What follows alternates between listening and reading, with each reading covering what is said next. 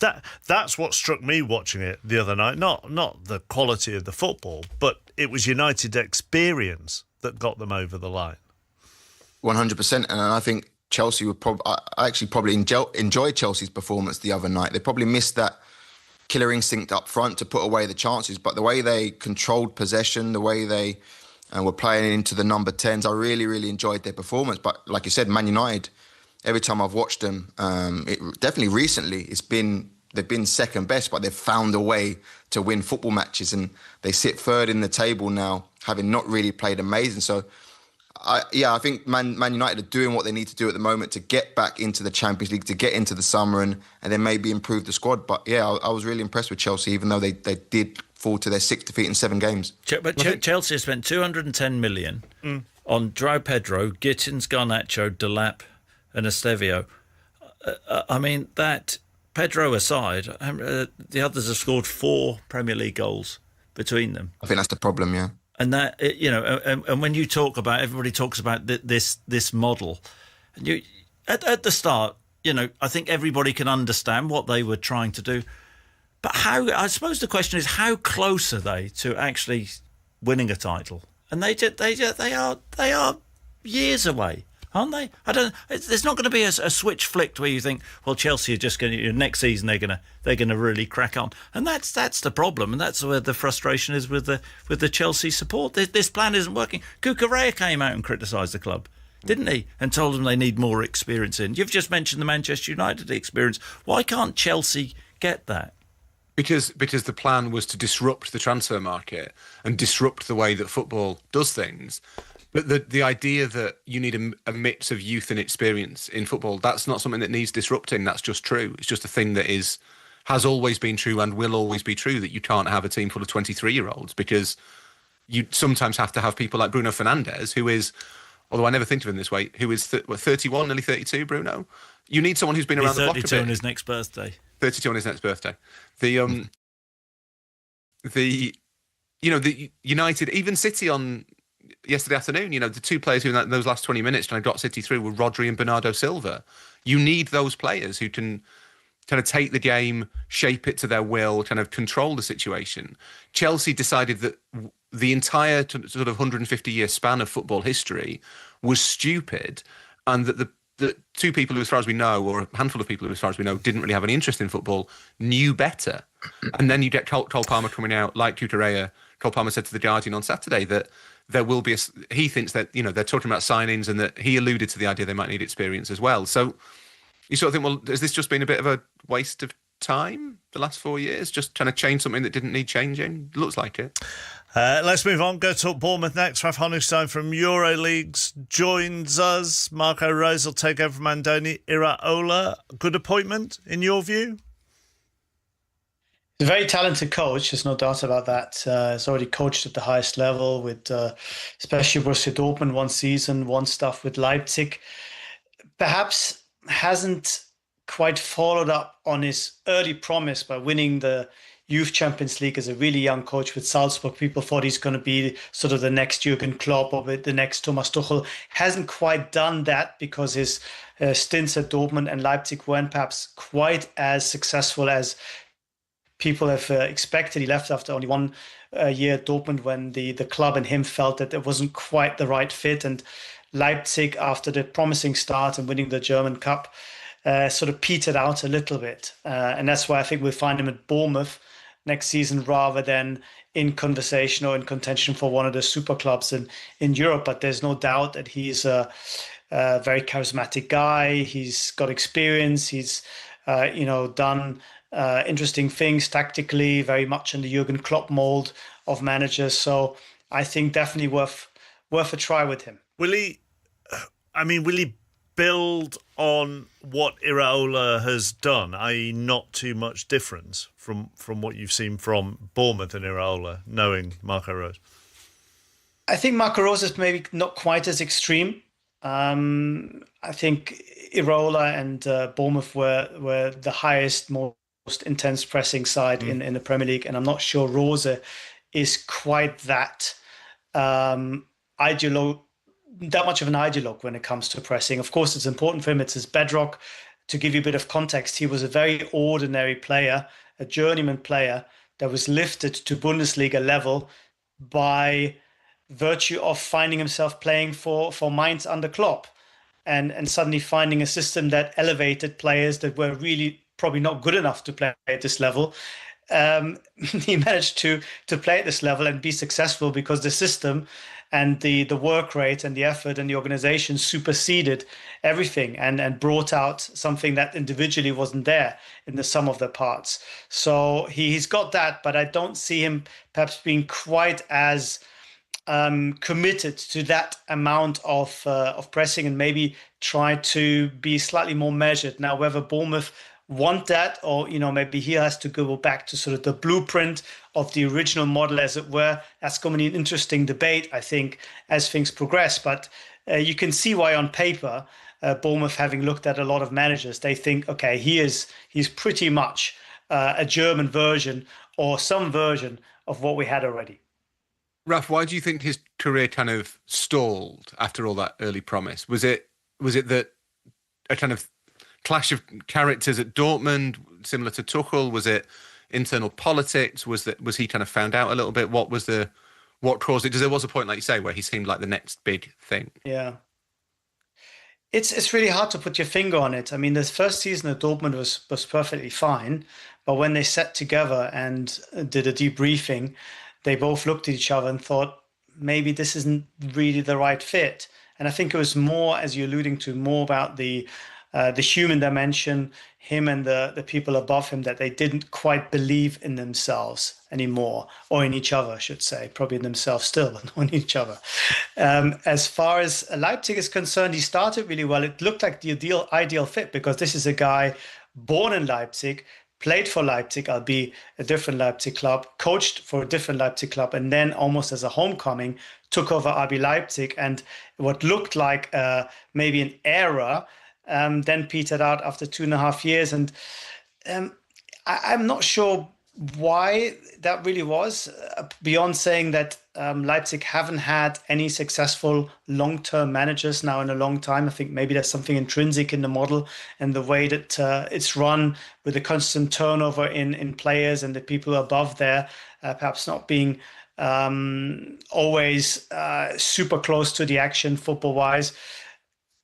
I wouldn't hold it against him, but I think it is a little bit telling that now Bournemouth is, I think, for him, maybe a way back into the elite rather than an elite club coming after him. What other options did he have? Because when Iraola announced his departure at this stage of the season, I was a bit surprised, but it says to me that maybe other clubs were circling for Marco Rose and they needed to get him off the market as soon as possible. Was that the case? He had a few inquiries, especially from the Bundesliga, Frankfurt, before they appointed Albert Riera, who I don't think is going to last much longer, incidentally.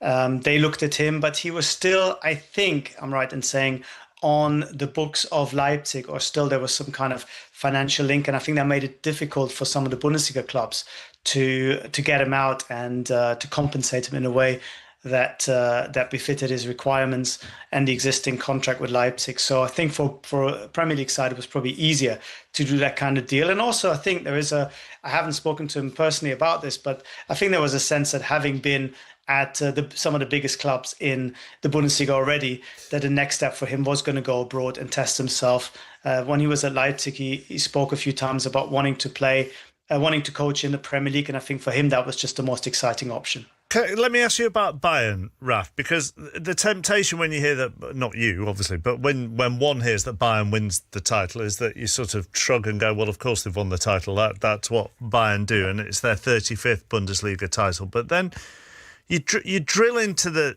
stats here. You know, only 2 teams previously had reached the 100-goal mark. They've scored 109 so far. Kane, Elise and Diaz have scored 59 of those. They've earned 25 points from behind in the Bundesliga this season. That's the top value in any of Europe's top 5 leagues. They've conceded just 29 goals. They win their remaining 4. They'd equal the record for the most points in a Bundesliga season. And they are on for the treble still, with the Champions League and the German Cup as well. And they've done that twice before only in their history. Vincent Kompany's achievements shouldn't be underestimated, should they? No, not at all. And of course, for Bayern, the achievements that really matter are yet to come still, because winning the Bundesliga back-to-back is great, especially after a year where they had finished third under Thomas Tuchel, and they needed a bit of a rebuild, especially around the culture and the harmony in dressing room was quite broken when Tuchel left, and he managed to do all that. But now that domestically... Lerma, Hughes, Johnson and Strand and quite predictably, West Ham are unchanged. Right, they've literally just kicked off, and at Selhurst Park, it's a game that's much more important for West Ham than the Eagles. At one point this season, I thought Palace might get sucked in, but then they showed a bit of bravery when we least expected it. But then we always expect off Palace. They'd shown last season what a team of battlers they are. A cup can get up for a big occasion, so the fact that they've made themselves safe, I suppose, shouldn't have been too much of a surprise, but they did. And they're on 43 points, and weirdly, they're only 5 points away from Chelsea, who are in 6th in a European position, aren't they? But anyway, that's something else. But for West Ham, 2 points are clear of Tottenham, who are in that bottom 3. Really, you're perming one team out of the 4 that are in the schmozzle, and that includes Tottenham, West Ham, Nottingham Forest, who had a good win at the weekend, and Leeds United, who found a little bit of form, but they're not clear. So West Ham have got to win tonight. I suspect that De Zerbi is going to get Spurs going. There was a little improvement at the weekend, but just break off. Walker Peters got round the back there, and that's a good header away by Munoz. But he not cleared his lines, so an opportunity, and then Brendan Johnson picks a pocket and off they go. Juff there was beaten, Johnson forced to take a turn.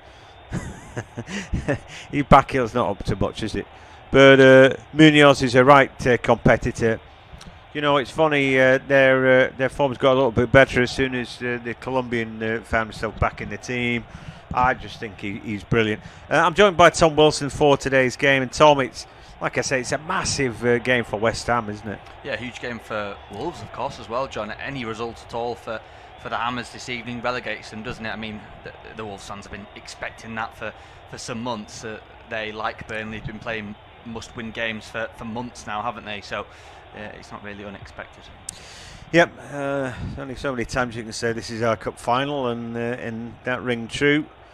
But anyway, it's a vital game for West Ham, and 3 points tonight. All of a sudden, it's just that ability to breathe. Taking yourself a win clear of the bottom 3 would be brilliant for them. And their 4-0 victory over Wolves last time was a good one. Jürgen Strand Larsen picks the ball up. He's not really settled into his career just yet at Wolves last season. I thought he played all right. But clearly happy to leave. Some defending good to be done. There always seems to be one extra man, doesn't there, with that back 3. And Lacroix steps in. Johnson gets it out with his feet. Here comes Jefferson Lerma at the edge of the box. And his little ball is in behind Tyrick Mitchell, not what he wanted at all. So they're forced to go back. I do think that Glasner is a bit of a genius, another absolutely cracking good manager, who, of course, will be, I guess, moving on to pastures new, won't he, in the summer? But there'll be a host of teams looking at him. Lacroix, the good player, gets it out of his feet and finds J.D. Canvo, another Frenchman who goes galloping over the halfway line. It's a good ball for him. And then a little step inside from Yeremy Pino, not the best. And then Lerma fouls his man. Fernandez just catching one there, and that'll be a free kick. Yeah, scrappy start, wasn't it, from both sides. Palace just going left to right early on. I thought Palace might come out and just try and get that early goal, but haven't really seen that yet. West Ham, of course, with that back 4, you mentioned the back 3 for Palace. I do like the 3, I've got to say, for Palace. I think it's really good balance. Lacroix is an excellent defender. Wouldn't be surprised if Palace don't get European football again next season, to potentially see him move on. I know they lost Gahey, of course, already. Here comes Somerville. He does. He's driving forward now, and then there's a good foot in. Really good challenge there. I think JD Canvo just doing his job, settling into life. Takes a lot replacing, doesn't he, Mark Gay? But he's doing an okay job. Yeah, Cambo, of course, when he was bought, was seen as a long-term replacement for Gay. Don't think he expected to come into the 11 as quickly as he had, nor did Oliver Glasner. I have to say, Canvo's done well. He's another player which has shown some real quality, particularly with the ball at his feet. Yep. And then obviously part of the three, Chris Richards, who I think acquits himself well. You know, I'm often struck, but I'm struck by what he said at there was some point in the season, right at the start. I think they'd lost Eze and all that. He said, well, you know, if he wants to go. You know, we're a team and we don't care. You know, it's not individuals. We're going to do all right anyway. I think at that point they wouldn't have known that Gay was going to leave halfway through the season. And then everybody wants to go, don't they? But again, they've done well this season. Good little break there from Canvo, and then he's brought tumbling to the ground by Jared Bowen. Well, as we've seen from Brentford, of course, this year, John, it's not always a bad thing, is it, to lose your manager and a few of your best players? They lost Visser and Buemo and Thomas Frank, and they're better for it.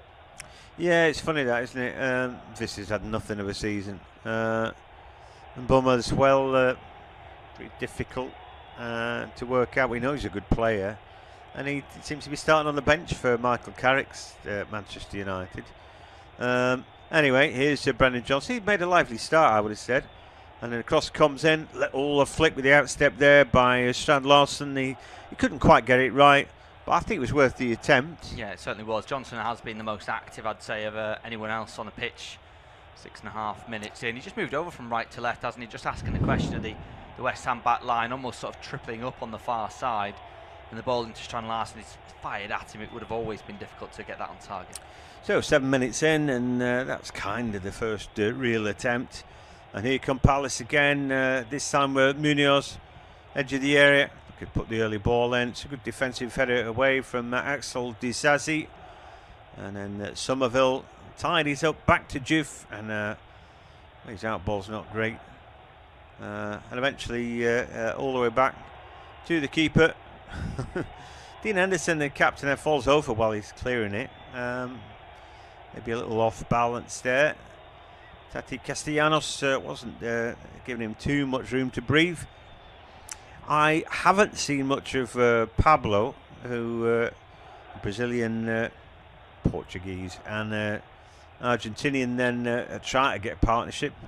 Don't know if you've seen much of Pablo. I know he's searched his goal, John. 11 games before today in a West Ham shirt. I've seen a bit more of Tati Castellanos, it's got to be said, and I think he plays with some real passion, doesn't he? You can see that in the last few games, particularly as the results have been getting better and better for West Ham, particularly at the London Stadium. He's always one to rouse the crowd up. So, yeah, expecting a little bit more from Pablo. I'd say he's not really settled down yet.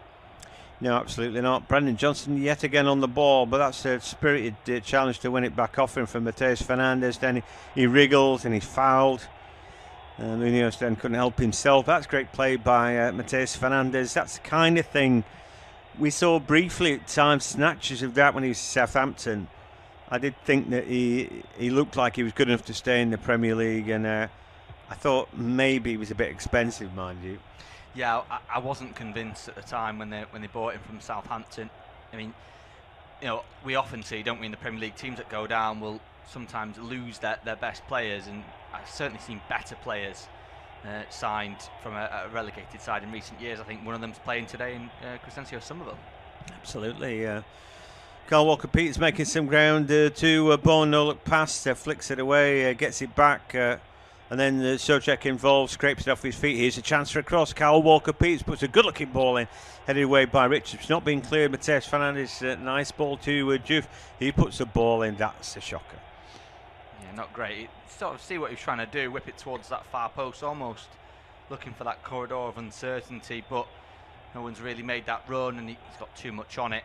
But he's been lively in the opening exchanges. You know, it's interesting, isn't it? Given Brennan Johnson's probably been the most active player going forward for Crystal Palace, and he's playing on Juve's side. It's clearly not stopping Juve from getting forward. No, not at all. I think Johnson's got more of a sort of permission to move around and try and find good position. So maybe he's not, always stuck to the same, albeit there. Juve gets in on Brennan Johnson and nicks the ball off him. They thought they'd done all right then, and the referee spotted something. Our referee is Darren England today, and clearly Mateus Fernandes does not agree with his decision and mutters things under his breath. I'm not allowed to tell you.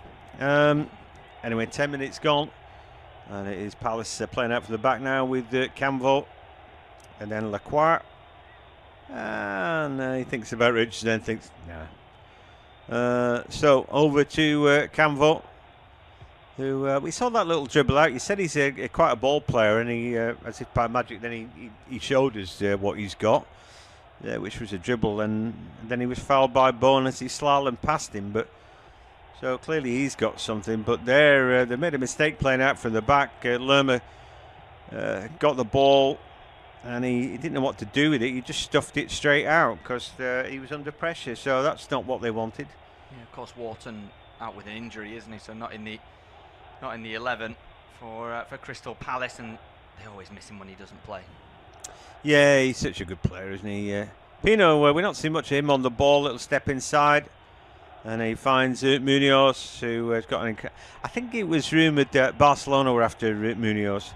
I think his contract's up at the end of the season. I don't know whether they would still want him. He's had an injury this season, but he comes back and he's just a brilliant marathon running, good footballer, isn't he? Yeah, brilliant at both ends, John. Industrious and works really hard, but loves to fly forward as well. As you say, had his injuries this season, still 3 goals, 2 assists. As technically a right back, isn't he? He still loves to get forward. He's always a threat, and in that back five, he's got license. If he did move to Barcelona, where it's traditionally a 4, would he stand out as much? Would he get disjointed in a different position? You wouldn't want to see that. You want to get the most out of him. Yeah, absolutely. So a real pivotal part of a cup-winning side was Munoz, an absolute hero at Wembley last season. I was lucky enough to do the FA Cup, and it'll stay with me a long time. That I think. A lot of games don't include in finals for some reason, but I think it was the fact that they'd not won anything for such a long time, and they'd done the League Cup final as well. It just both the 2 games, the passion of it all, and the way the fans were, was something to remember. But anyway, I'm going to get a long throw now from Chris Richards. He's got that in his arm. He's a long way out, mind. Johnson, Strand, Larson need to go a little bit closer to him, I think. But anyway, they wait. The prodigious long throw gets a little flick on, and eventually will be nodded clear. I feel that West Ham with Mavropanos and Dizazi have just about sorted their that centre-back partnership. They both look decent to me. Sobchak very calm there as he finds Juve. Then did he take the ball out? Was he then fouled by Johnson? Well, he certainly fouled, but had the ball gone out first is the question. It did look to, didn't it? I mean, it was pretty quick. It was on this near side, so we had a pretty decent view of it.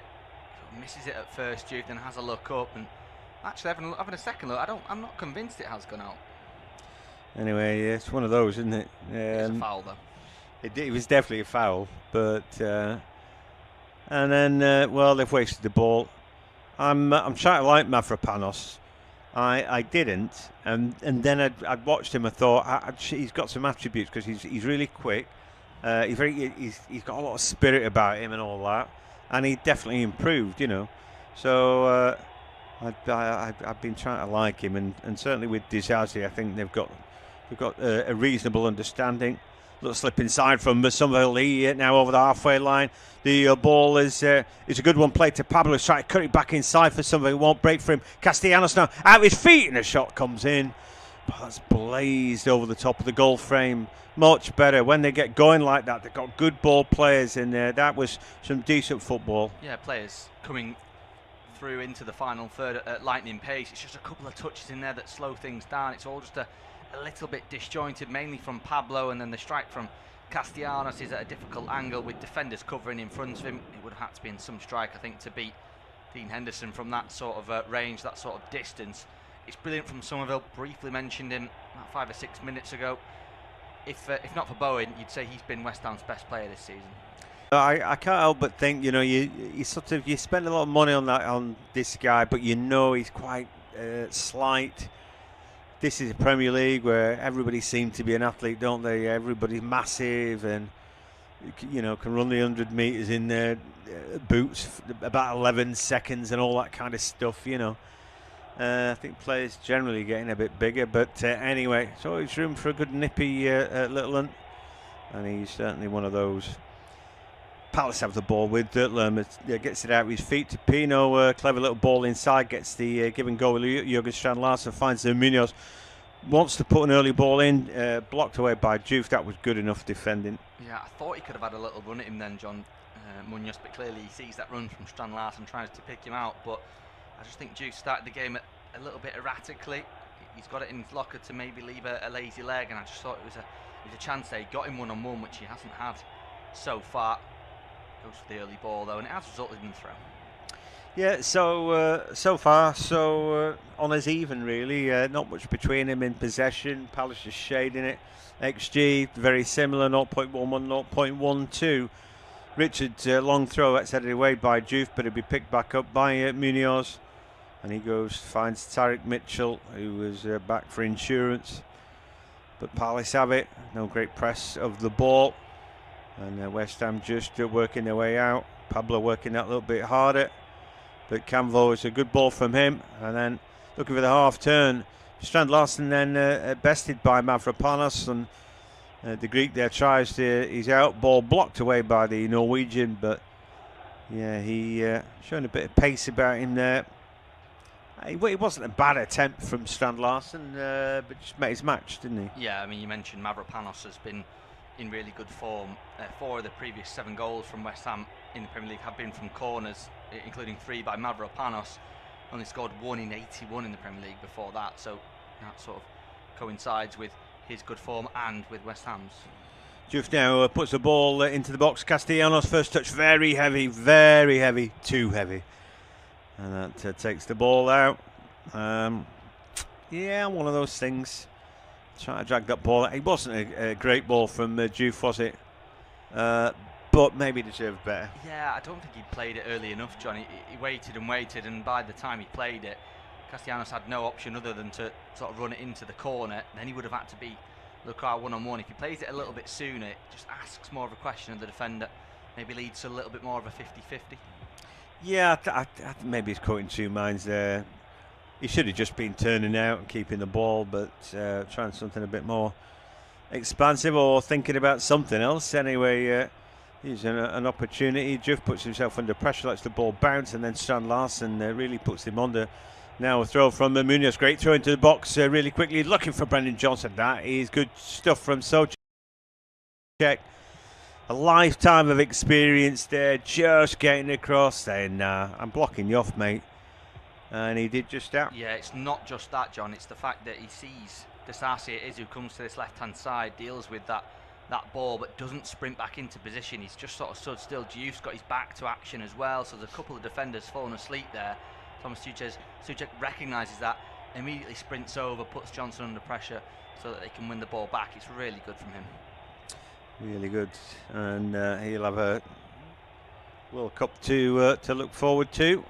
Somehow they spawned their way.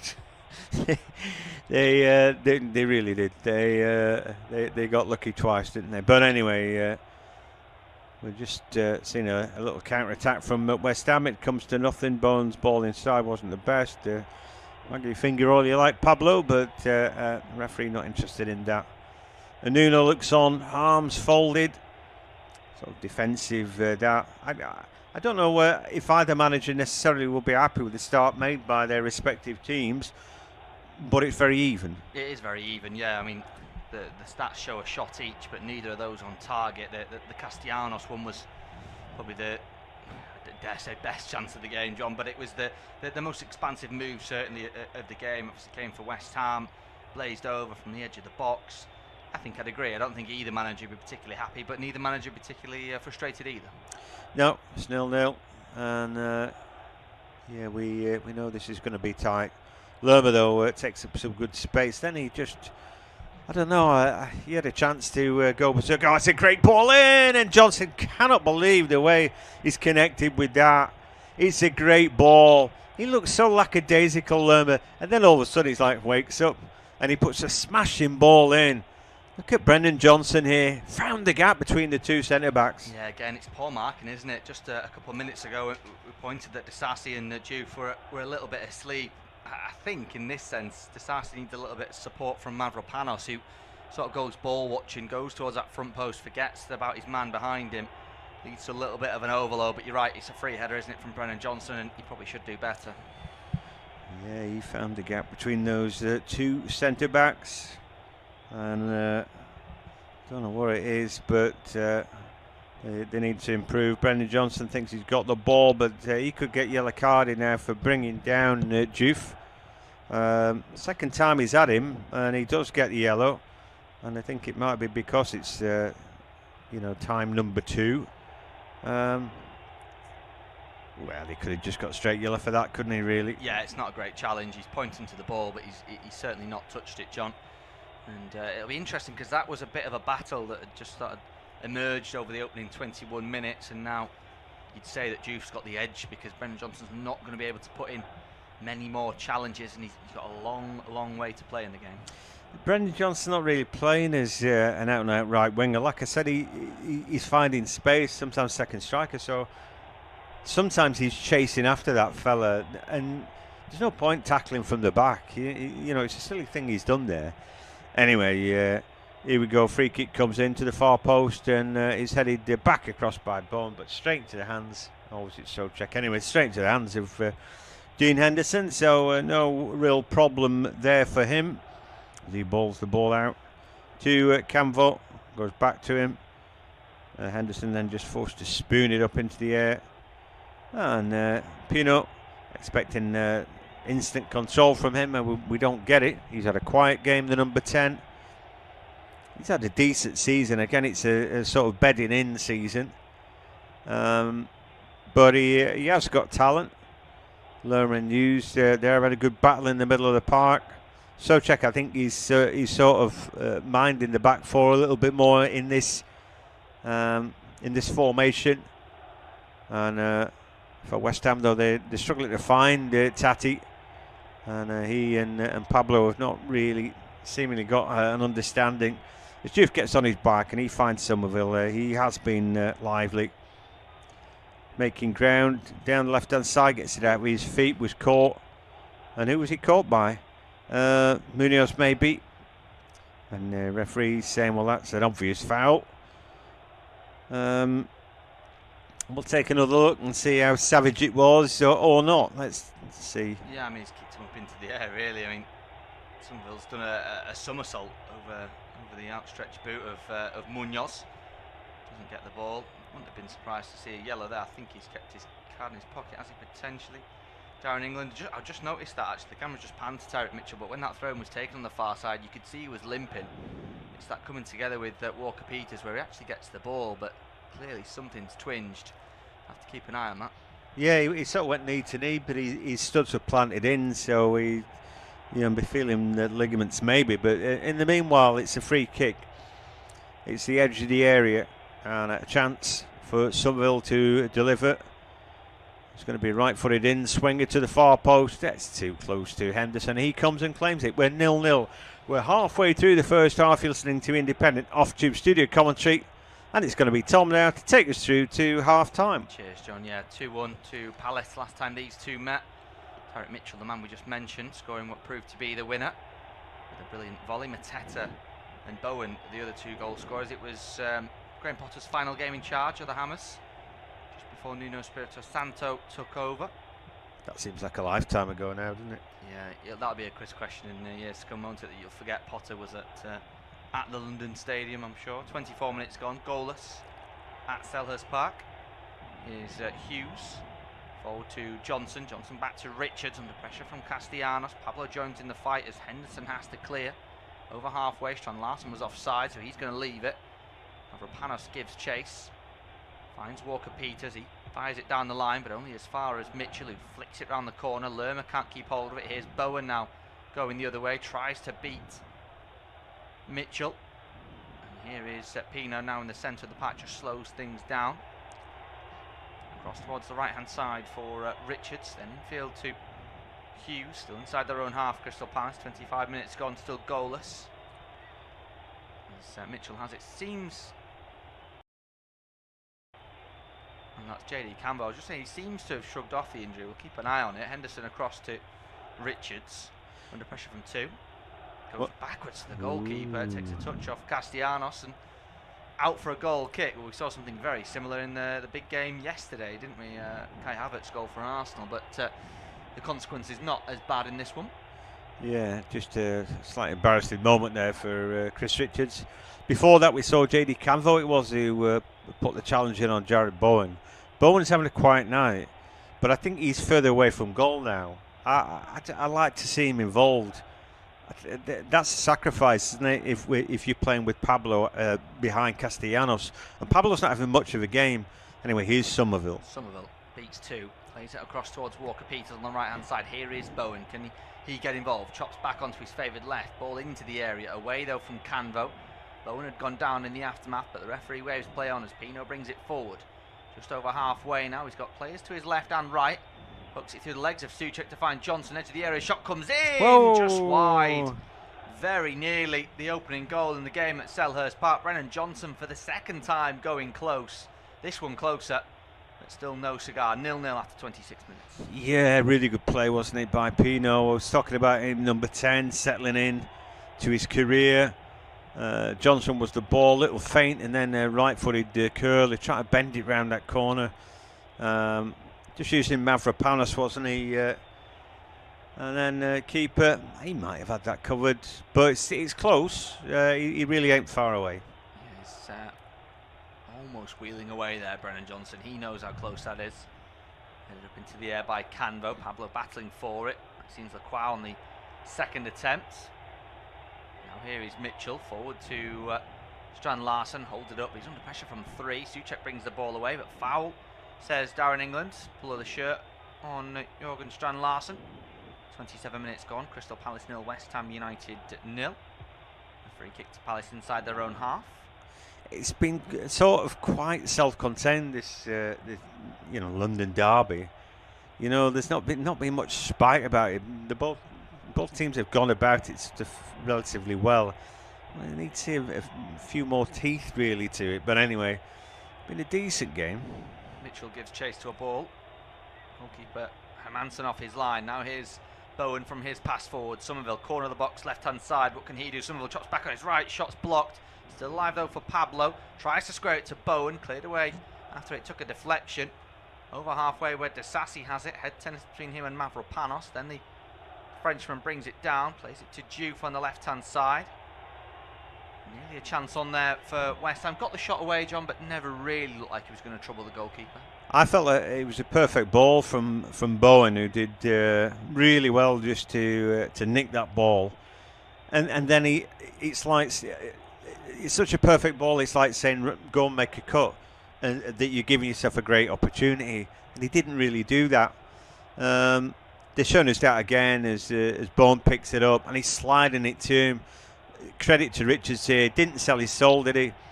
And that movement, that little drop of the shoulder, he just telegraphed it really. It's like Richards saying, well, I know you want it on your right. I think you're going to drop your shoulder and shoot. And he's exactly what he did. He maybe needed to cut onto his left and give himself another chance. Bowen loses out. Here's Hughes, one back by Souček initially, but Hughes takes over once more. He drops his shoulder, beats a couple of challenges, thought it was fouled as Walker-Peters takes the ball away. Forward to Bowen through the lines on the right-hand side. Just about keeps it in.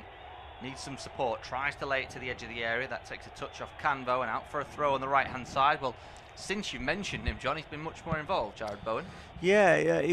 I think in this 4-4-1-1, he's maybe lying back a little bit deep because he's got to work harder, and you want him closer to goal because he's got those little bits of magic that we've just seen, you know.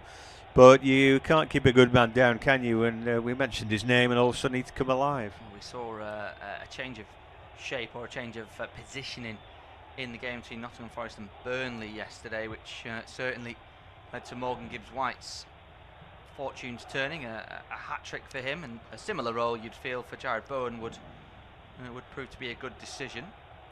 Forward after half an hour, Crystal Palace 0, West Ham 0. I think the thing is when you've got somebody, I mean, right, so he's talented, yeah, okay, and he can play lots of positions and he works hard.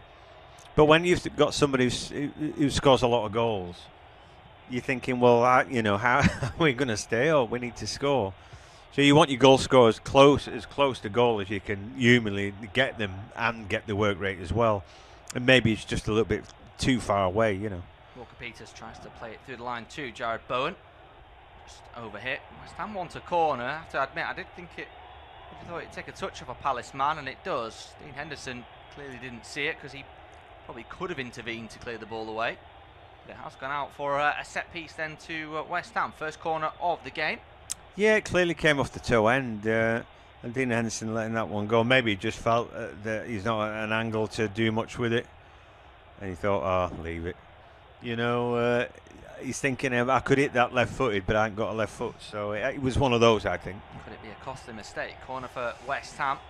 Jared Bowen will take it, swings it in with his left boot, high towards the edge of the 6-yard box, away from Richards. Juve keeps it alive, nods it into Disasi, who's over the bar from close distance. The flag's gone up anyway.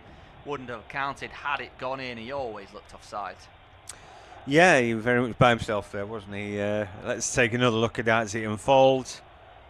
Well, he's left in. He's not offside by a lot, but he is. And it didn't matter anyway because he couldn't get his shot down, could he? It's one of those where when you've got your back to goal, you've no idea really where the goalkeeper is. And I think you think he's going to be right on top of you. It doesn't really make sense for the goalkeeper to do that in that sort of situation. It's best for him to just wait and see. So you rush it, don't you? And that's clearly what he's done there. We haven't seen a replay of it. I did think Munoz on the initial replay was potentially keeping him on, but we've not seen that still image. 32 minutes gone though. Crystal Palace 0, West Ham 0 as Juve fails to clear. Comes off. Hughes now for a West Ham throw in. As the camera pans to Axel Disasi. Yeah, he played really well in the FA Cup game, didn't he, against Leeds? And I thought he was a credit.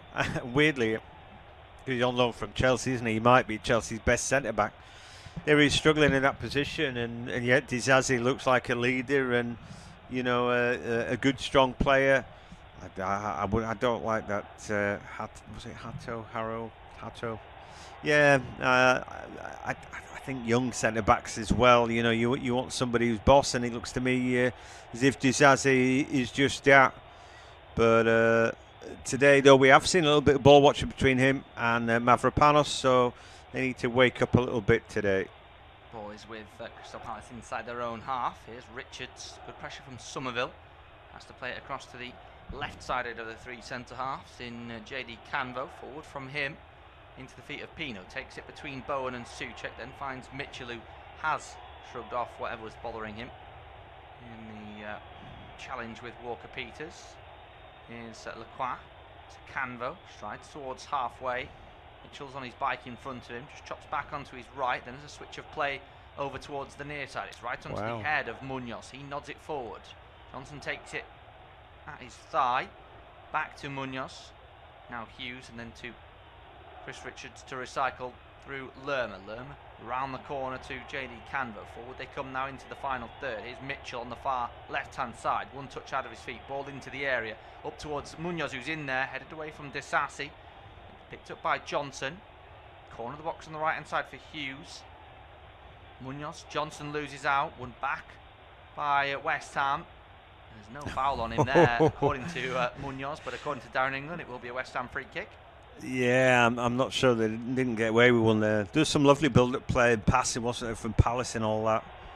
And then I felt that Fernandes maybe was obstructing the ball, but he stumbles and falls down and then drops on top of the ball. I don't know. Yeah, I'd love to know who Darren England thought was the fouler there. There was three around him, and it didn't seem as if anyone had made real contact. Just over 10 minutes to go before half-time. You're listening to Off-Tube independent studio-based commentary It's 0-0. Here's Somerville, goes down. And looks hurt as well. He's holding his left ankle as there's a bemused look on the face of Will Hughes. Yeah, I feel that he's so slight that a lot of teams would just say, look, be strong with him. Maybe just got caught from behind there. Will Hughes, arms outstretched, swap meet. It probably wasn't him. It might have been Lerma coming across. But anyway, caught from behind, and then, that's painful, isn't it? Yeah, it took me a few views there, but I've seen it now. He just catch him on the heel. Somerville's still down. Yeah, I think that's the thing. He's so fleet of foot, isn't he? And that it's like, I'll try and make it look like he's just foxed me kind of thing. But I'll give it to him. I think it does happen down the leagues, doesn't it? Where you see a good Litland and you just think, oh right, well we'll test him out. We'll test how strong he is.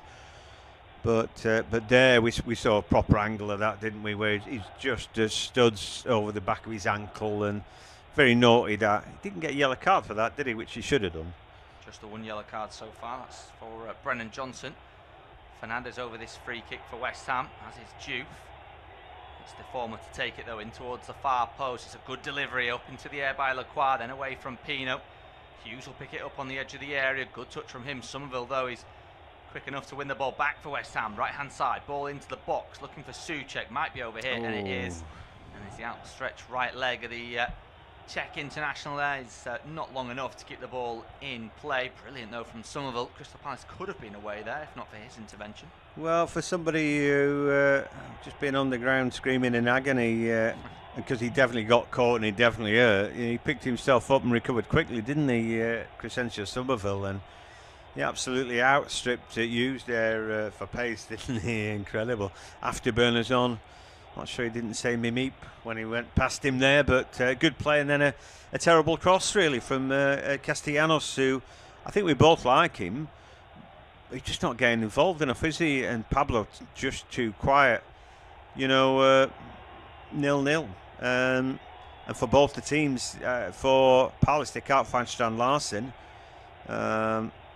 And the other way around, Castellanos is not having much of a game. Yeah, I think whenever they have found Strand Larsen, he's been doubled, if not tripled up by West Ham players. Free kick though for West Ham. Strand Larsen the guilty party. Ball comes into the area from Fernandez. It's away from the box towards the byline, headed on by Mavropanos, flicked away though by Munoz back there. Out for a West Ham throw on the far side. Not the greatest delivery on that one from Mateus Fernandez. A throwing opportunity nonetheless for the Hammers as Walker Peters trots over to pick the ball up. Waits for options, the former Southampton man. And still waits as Pablo comes forward. Here's Souček, ball back to Walker Peters. Moves infield, he's got three in Palace shirts around him, manages to find a ball round the corner to Souček. Souček to Pablo, into the area, poor delivery, deflected. And should be cleared by Mitchell. He finds Pino. After a bit of fortune, he picks the ball up, Pino, and plays it into the centre circle. There's Brennan Johnson. Collides with Axel Disasi and loses possession. West Ham back on the ball. 38 minutes gone. Palace 0, West Ham 0. It's Fernandez across to Juve on the near side. Good pressure on him from Munoz. Ball down the line for Castellanos. Just takes a bounce away from the South American, and it's poked clear by Maxims Lacroix. Out for a throw-in right in the corner. And Juve will launch it back in. Gets a 1-2 from Castellanos and then does fire it into the air. It's a high one towards the back post. It's won by Bowen. Up goes Henderson. Punches. Doesn't get a lot on it. Castellanos on the follow-up. Deflected away off the line. Somerville picks it up on the byline. Back into the area. Pablo goes up. It's flicked away now to Walker Peters on the far side. All of a sudden, West Ham with their tails up. Biggest moment of the game so far. Johnson wins the header over Juve. There's a clash of heads. There'll be a pause in play. Both players coming off pretty badly from that one, but West Ham so nearly finding the opening goal. Yeah, bicycle kick from Tati. It's in his remit to do that kind of stuff. He's a real athlete. But I think the defending from Palace has been on point today. I've been really impressed with Camvo playing out. Lacroix and Richards, it's like a well-oiled machine, really, and just as well from the Eagles' point of view. But like we said, they haven't got much going forward, although Pino's begun to play a little bit better. They're going to show us that now. It was a percentage ball from Juve, but Bone got right underneath the header, back in, and then a poor punch. Castellanos then, his bicycle kick. I think it might have been either Lacroix or Henderson, or both of them really, who were going to block that off. It wasn't a bad attempt, just a bad punch from Henderson initially. And good technique from Castellanos, just unlucky. Yeah, instinctive, wasn't it, from the Argentine? Didn't have much time to think about it. Acrobatic and on target, so the game's had its first shot on the target, cleared away. 40 minutes gone, Crystal Palace 0, West Ham 0. But it would have beaten Henderson, so it was Lacroix that cleared it away. Johnson's just speaking to his physios. He won the header.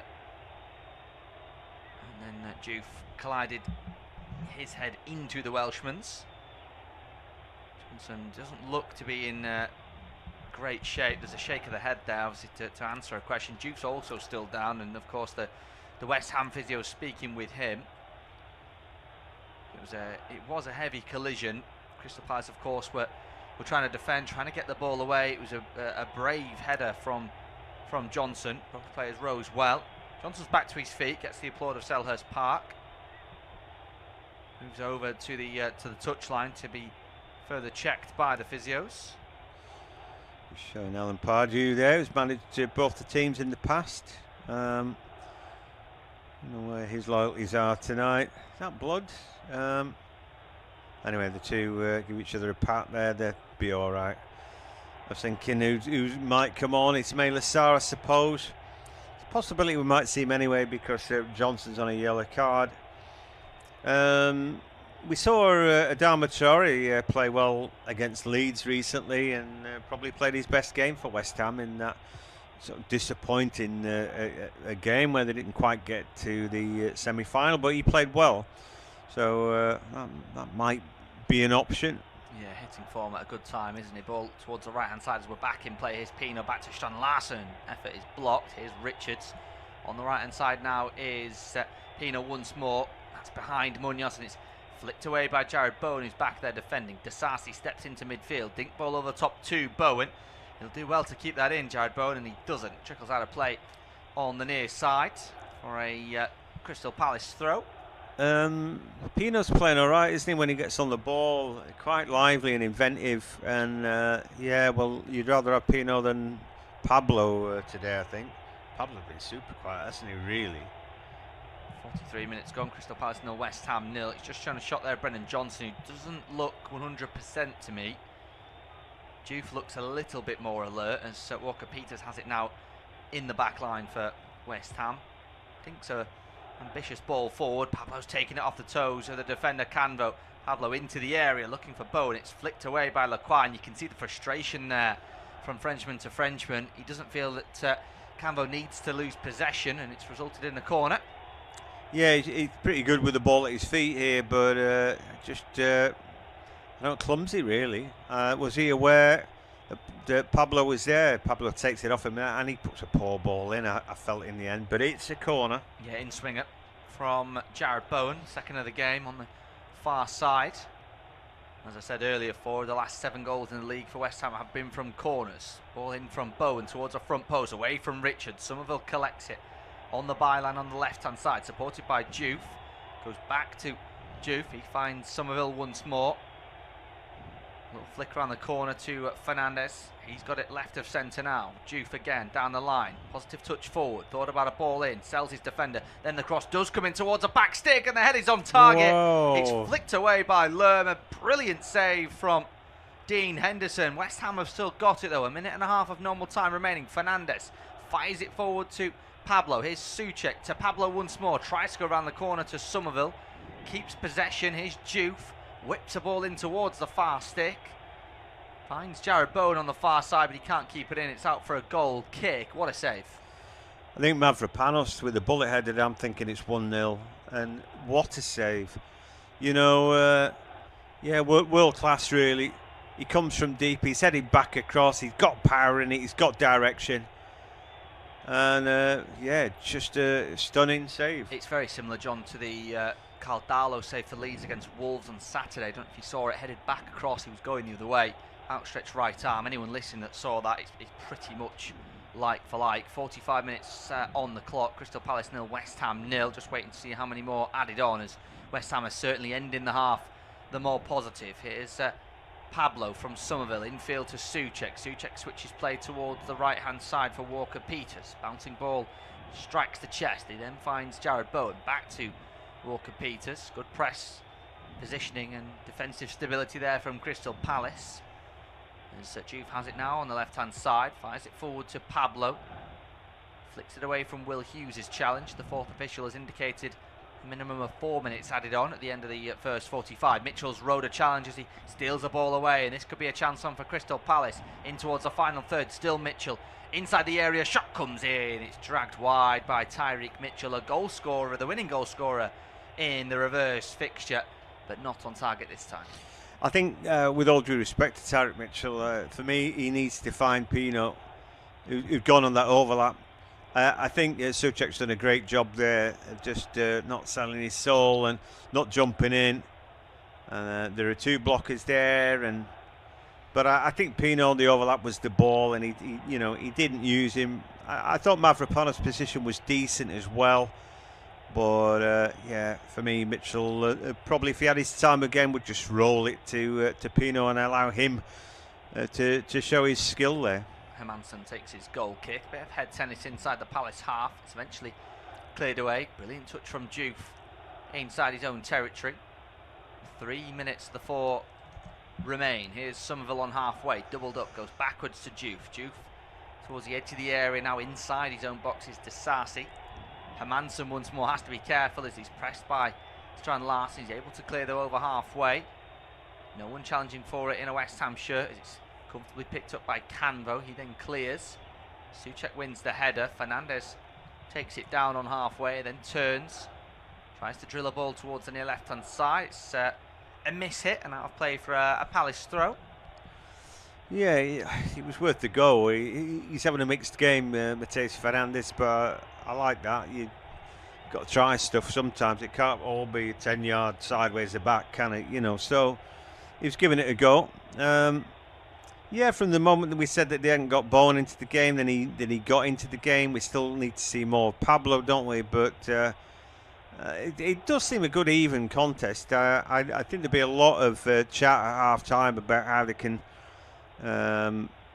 get their go-forward going, particularly for the Eagles, really.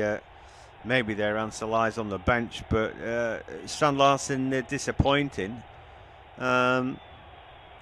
They've defended relatively well, and when they haven't, Henderson made a good save, but there's really not much between these two teams today. Here's Disasi forward to Castellanos, forward to Somerville on the left-hand side. He's got Richards to beat, but the flag goes up on the far side, and Somerville is the wrong side of the back three. It's going to be a free kick to Crystal Palace, and that's, dare I say, lazy, John. He's definitely got the pace on Richards. Doesn't need to be in that position. No, not at all. He doesn't need to be there, does he? And because he's the widest out there, he's looking right across the line. There's no excuse for that, really. And that would have presented an opportunity, you feel. I think Richards has done quite well against him, given that he's probably a mismatch for pace. But we'll never find out if he keeps himself offside. 48.5 minutes gone. So just a few seconds really remaining of the 4 added on. Crystal Palace 0, West Ham United 0. Listening to Off-Tube independent studio-based commentary, West Ham probably had the best of the chances inside this first half, but there have been a couple of efforts from Brennan Johnson. One a free header which went just wide, and an effort from the edge of the box which may have been saved if it had been on target, but it did just whistle wide of the post. Crystal Palace have then cleared one off the line. Mavropanos' header caused problems, and a couple of efforts from range as well. As the ball goes out of play for a Crystal Palace goal kick, all eyes towards Darren England, and there is the half-time whistle then from the referee. Still goalless at the break in the game at Selhurst Park, but even affair after the first 45 minutes. It's Crystal Palace 0, West Ham United 0. Join us shortly for the second half.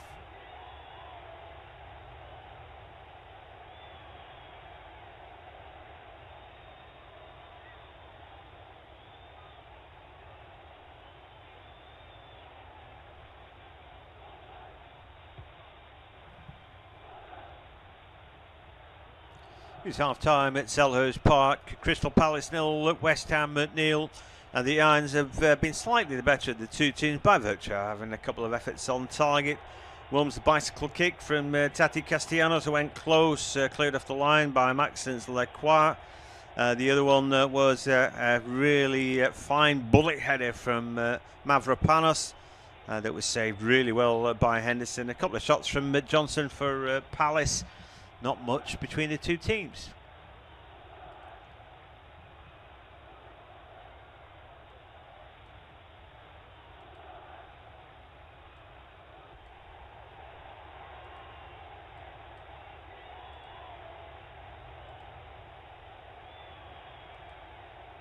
It's half time at Selhurst Park. Crystal Palace 0, West Ham at 0. And the having a couple of efforts on target. One's the bicycle kick from Tati Castellanos, who went close, cleared off the line by Maxence Lecroix. The other one was a really fine bullet header from Mavropanos that was saved really well by Henderson. A couple of shots from Johnson for Palace. Not much between the two teams. It's half time at Selhurst Park. Crystal Palace 0, West Ham at 0. And the Irons have been slightly the better of the two teams by virtue of having a couple of efforts on target. One's the bicycle kick from Tati Castellanos, who went close, cleared off the line by Maxence Lecroix. The other one was a really fine bullet header from Mavropanos that was saved really well by Henderson. A couple of shots from Johnson for Palace. Not much between the two teams. It's half time at Selhurst Park. Crystal Palace 0, West Ham at 0.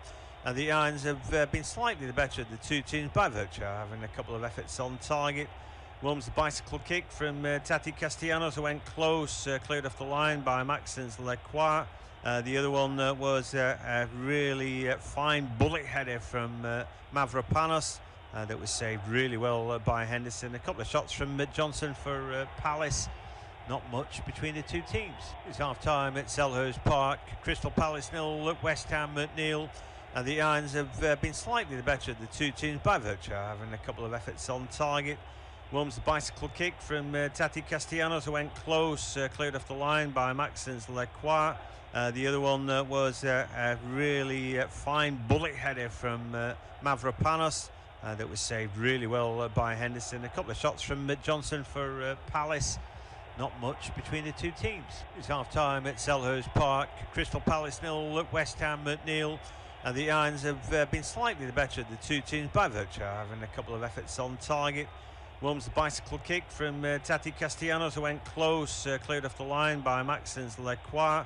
The other one was a really fine bullet header from Mavropanos that was saved really well by Henderson. A couple of shots from Johnson for Palace. Not much between the two teams. It's half time at Selhurst Park. Crystal Palace 0, West Ham at 0.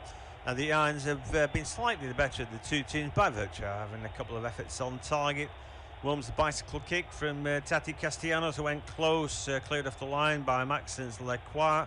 The other one was a really fine bullet header from Mavropanos that was saved really well by Henderson. A couple of shots from Johnson for Palace. Not much between the two teams. It's half time at Selhurst Park. Crystal Palace 0, West Ham at 0. And the Irons have been slightly the better of the two teams by virtue of having a couple of efforts on target. One's the bicycle kick from Tati Castellanos, who went close, cleared off the line by Maxence Lecroix. The other one was a really fine bullet header from Mavropanos that was saved really well by Henderson. A couple of shots from Johnson for Palace.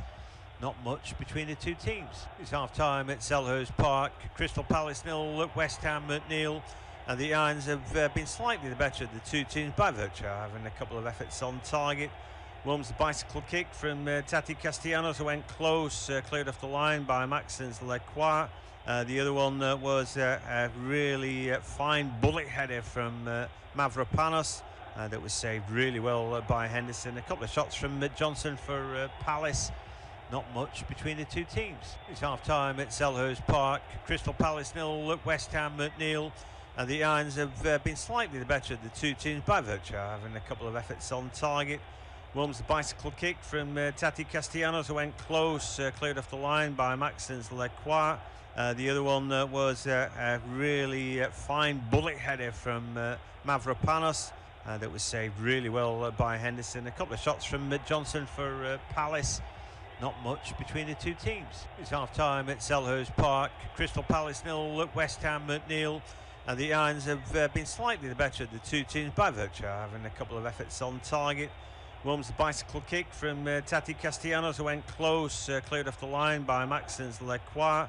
The other one was a really fine bullet header from Mavropanos that was saved really well by Henderson. A couple of shots from Johnson for Palace. Not much between the two teams. It's half-time at Selhurst Park. Crystal Palace 0, West Ham at 0. And the Irons have been slightly the better of the two teams by virtue of having a couple of efforts on target. One's the bicycle kick from Tati Castellanos, who went close, cleared off the line by Maxence Lecroix. The other one was a really fine bullet header from Mavropanos that was saved really well by Henderson. A couple of shots from Johnson for Palace. Not much between the two teams. It's half-time at Selhurst Park. Crystal Palace 0, West Ham at 0. And the Irons have been slightly the better of the two teams by virtue of having a couple of efforts on target. One's the bicycle kick from Tati Castellanos, who went close, cleared off the line by Maxence Lecroix. The other one was a really fine bullet header from Mavropanos that was saved really well by Henderson. A couple of shots from Johnson for Palace. Not much between the two teams. It's half-time at Selhurst Park. Crystal Palace 0, West Ham at 0. And the Irons have been slightly the better of the two teams by virtue of having a couple of efforts on target. One's the bicycle kick from Tati Castellanos, who went close, cleared off the line by Maxence Lecroix. The other one was a really fine bullet header from Mavropanos that was saved really well by Henderson. A couple of shots from Johnson for Palace. Not much between the two teams. It's half-time at Selhurst Park. Crystal Palace 0, West Ham at 0. And the Irons have been slightly the better of the two teams by virtue of having a couple of efforts on target. One's the bicycle kick from Tati Castellanos, who went close, cleared off the line by Maxence Lecroix. The other one was a really fine bullet header from Mavropanos that was saved really well by Henderson. A couple of shots from Johnson for Palace. Not much between the two teams. It's half-time at Selhurst Park. Crystal Palace 0, West Ham at 0. And the Irons have been slightly the better of the two teams by virtue of having a couple of efforts on target. One's the bicycle kick from Tati Castellanos, who went close, cleared off the line by Maxence Lecroix. The other one was a really fine bullet header from Mavropanos that was saved really well by Henderson. A couple of shots from Johnson for Palace. Not much between the two teams. It's half-time at Selhurst Park. Crystal Palace 0, West Ham at 0. And the Irons have been slightly the better of the two teams by virtue of having a couple of efforts on target. One's the bicycle kick from Tati Castellanos, who went close, cleared off the line by Maxence Lecroix. The other one was a really fine bullet header from Mavropanos that was saved really well by Henderson. A couple of shots from Johnson for Palace. Not much between the two teams. It's half-time at Selhurst Park. Crystal Palace 0, West Ham at 0. And the Irons have been slightly the better of the two teams by virtue of having a couple of efforts on target. One's the bicycle kick from Tati Castellanos, who went close, cleared off the line by Maxence Lecroix. The other one was a really fine bullet header from Mavropanos that was saved really well by Henderson. A couple of shots from Johnson for Palace. Not much between the two teams. It's half-time at Selhurst Park. Crystal Palace 0, West Ham at 0. And the Irons have been slightly the better of the two teams by virtue of having a couple of efforts on target. Warms the bicycle kick from Tati Castellanos, who went close, cleared off the line by Maxence Lecroix. The other one was a really fine bullet header from Mavropanos that was saved really well by Henderson. A couple of shots from Johnson for Palace. Not much between the two teams. It's half time at Selhurst Park. Crystal Palace 0, West Ham at 0. And the Irons have been slightly the better of the two teams by virtue of having a couple of efforts on target. Warms the bicycle kick from Tati Castellanos, who went close, cleared off the line by Maxence Lecroix. The other one was a really fine bullet header from Mavropanos that was saved really well by Henderson. A couple of shots from Johnson for Palace. Not much between the two teams. It's half time at Selhurst Park. Crystal Palace 0, West Ham at 0. And the Irons have been slightly the better of the two teams by virtue of having a couple of efforts on target. Warms the bicycle kick from Tati Castellanos, who went close, cleared off the line by Maxence Lecroix. The other one was a really fine bullet header from Mavropanos that was saved really well by Henderson. A couple of shots from Johnson for Palace. Not much between the two teams. It's half time at Selhurst Park. Crystal Palace 0, West Ham at 0. And the Irons have been slightly the better of the two teams by virtue of having a couple of efforts on target. Warms the bicycle kick from Tati Castellanos, who went close, cleared off the line by Maxence Lecroix. The other one was a really fine bullet header from Mavropanos that was saved really well by Henderson. A couple of shots from Johnson for Palace. Not much between the two teams. It's half time at Selhurst Park. Crystal Palace 0, West Ham at 0. And the Irons have been slightly the better of the two teams by virtue of having a couple of efforts on target. Warms the bicycle kick from Tati Castellanos, who went close, cleared off the line by Maxence Lecroix. The other one was a really fine bullet header from Mavropanos that was saved really well by Henderson. A couple of shots from Johnson for Palace. Not much between the two teams. It's half time at Selhurst Park. Crystal Palace 0, West Ham at 0. And the Irons have been slightly the better of the two teams by virtue of having a couple of efforts on target. Warms the bicycle kick from Tati Castellanos, who went close, cleared off the line by Maxence Lecroix. The other one was a really fine bullet header from Mavropanos that was saved really well by Henderson. A couple of shots from Johnson for Palace. Not much between the two teams. It's half time at Selhurst Park. Crystal Palace 0, West Ham at 0. And the Irons have been slightly the better of the two teams by virtue of having a couple of efforts on target. Warms the bicycle kick from Tati Castellanos, who went close, cleared off the line by Maxence Lecroix.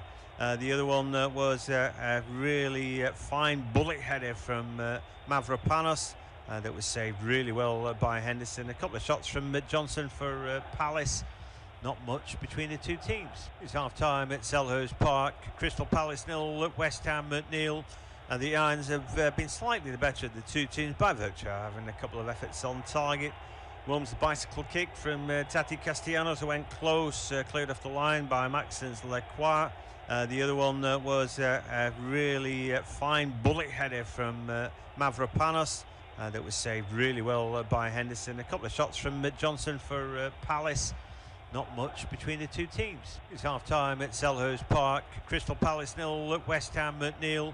And the Irons have been slightly the better of the two teams by virtue of having a couple of efforts on target. Warms the bicycle kick from Tati Castellanos, who went close, cleared off the line by Maxence Lecroix. The other one was a really fine bullet header from Mavropanos that was saved really well by Henderson. A couple of shots from Johnson for Palace. Not much between the two teams. It's half time at Selhurst Park. Crystal Palace 0, West Ham at 0. And the Irons have been slightly the better of the two teams by virtue of having a couple of efforts on target. Warms the bicycle kick from Tati Castellanos, who went close, cleared off the line by Maxence Lecroix. The other one was a really fine bullet header from Mavropanos that was saved really well by Henderson. A couple of shots from Johnson for Palace. Not much between the two teams. It's half time at Selhurst Park. Crystal Palace 0, West Ham at 0. And the Irons have been slightly the better of the two teams by virtue of having a couple of efforts on target. Wilms, the bicycle kick from Tati Castellanos, who went close, cleared off the line by Maxence Leclerc. The other one was a really fine bullet header from Mavropanos. Yeah, right, we're underway for the second half, and we'll be hoping for goals. As a neutral, you want to see something hit the back of the net. I think that's Pino's gone down almost immediately. No, it's not. It's Strand Larsen. Dizazi Tunis gone, just stood over him. Looks a bit baffled by that, but anyway, let's take a look at what happened. Well, he clearly caught him there.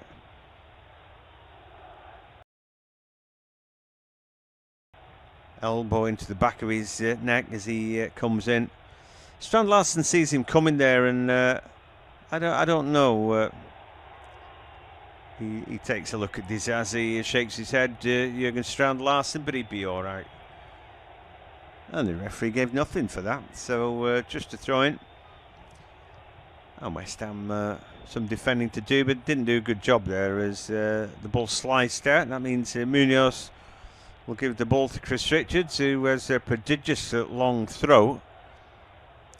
Palace haven't really got going. They haven't mustered a shot on target in this game so far.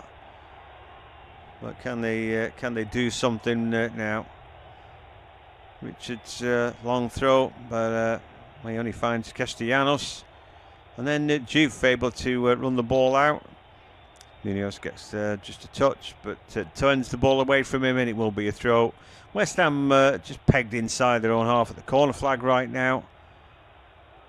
There's a long throw from Juve there, nodded back where it came.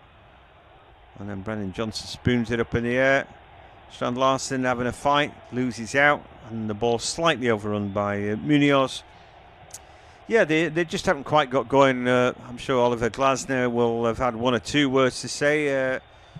It's not obvious why it's not working, because I think Pino looks like he's playing well, and we're saying that Johnson got involved.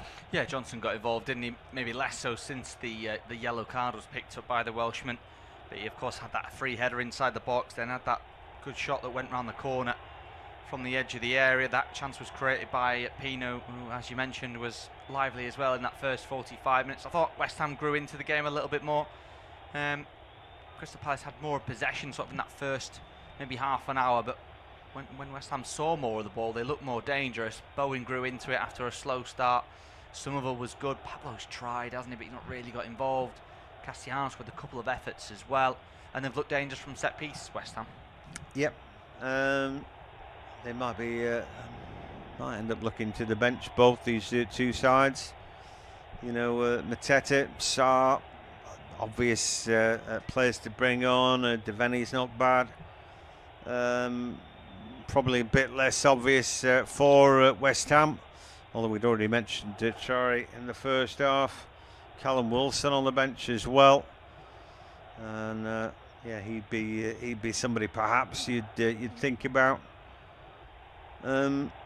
Anyway, we're 0-0, and we're hoping for a little bit better, a bit more goal-mouth action perhaps. It was West Ham had come the closest, 2 efforts on target, 1 good save from Henderson, the header from Mavropanos. And a bicycle kick was blocked off the line by Leclerc. And Mateta warming up.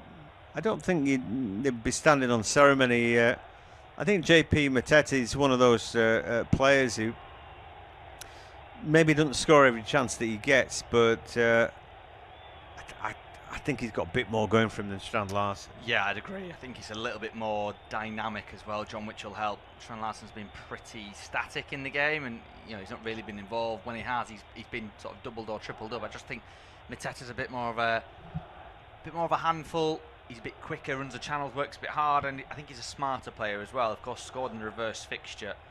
Does like scoring against this opponent. Right then, good work by Jared Bowen, who's won West Ham a corner. The Irons looking to get something going here. Dizazi had been, I think, dominating Strand Larsen. Can he get something going at the other end? They're very well organised at the back. We'd already seen one good header though from Mavropanos. Bowen puts the ball in, headed away at the near post. That's a good ball, comes steepling in, and Camvo there dealing with a difficult ball there, puts it straight back out. Yeah, it's basically one of those, it's like a shot on target, isn't it? If he's not there, it's right on the goalkeeper. I think Henderson would have been able to deal with it anyway, but does result in another one. Another chance. Can he do the same thing? No, he scrapes it in near post. Commentator's curse there. I think we were both hoping for something the same, and then he just mishits that. Anyway, Bowen back on the ball, looking for a little give and go. Gets it back. It's a great ball into the box. Walker-Peters then back to Bowen. His shot is, I think, drifting away. It hit Will Hughes on the back anyway, and now Palace, can they clear their lines? No, they can't. The ball breaks for Fernandes, and now Kyle Walker-Peters again. What's his cross like this time? It's not the worst, it's not the best either. And a bicycle kick keeps it alive from Jared Bowen. Into the box it goes, and Palace just about clear their lines there. Some clever play and all that. Bowen's got stuff, hasn't he? You can't count him out really. He always counts himself back in. Yeah, he's done brilliantly there to create that chance initially. As you said, the shot's going off target, isn't it?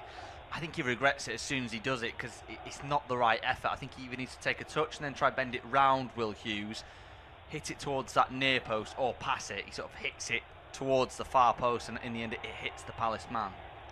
Disasi takes the ball off Strand Larsen, and play stops. They've got to go back all the way to Hermansen. We've hardly mentioned him today.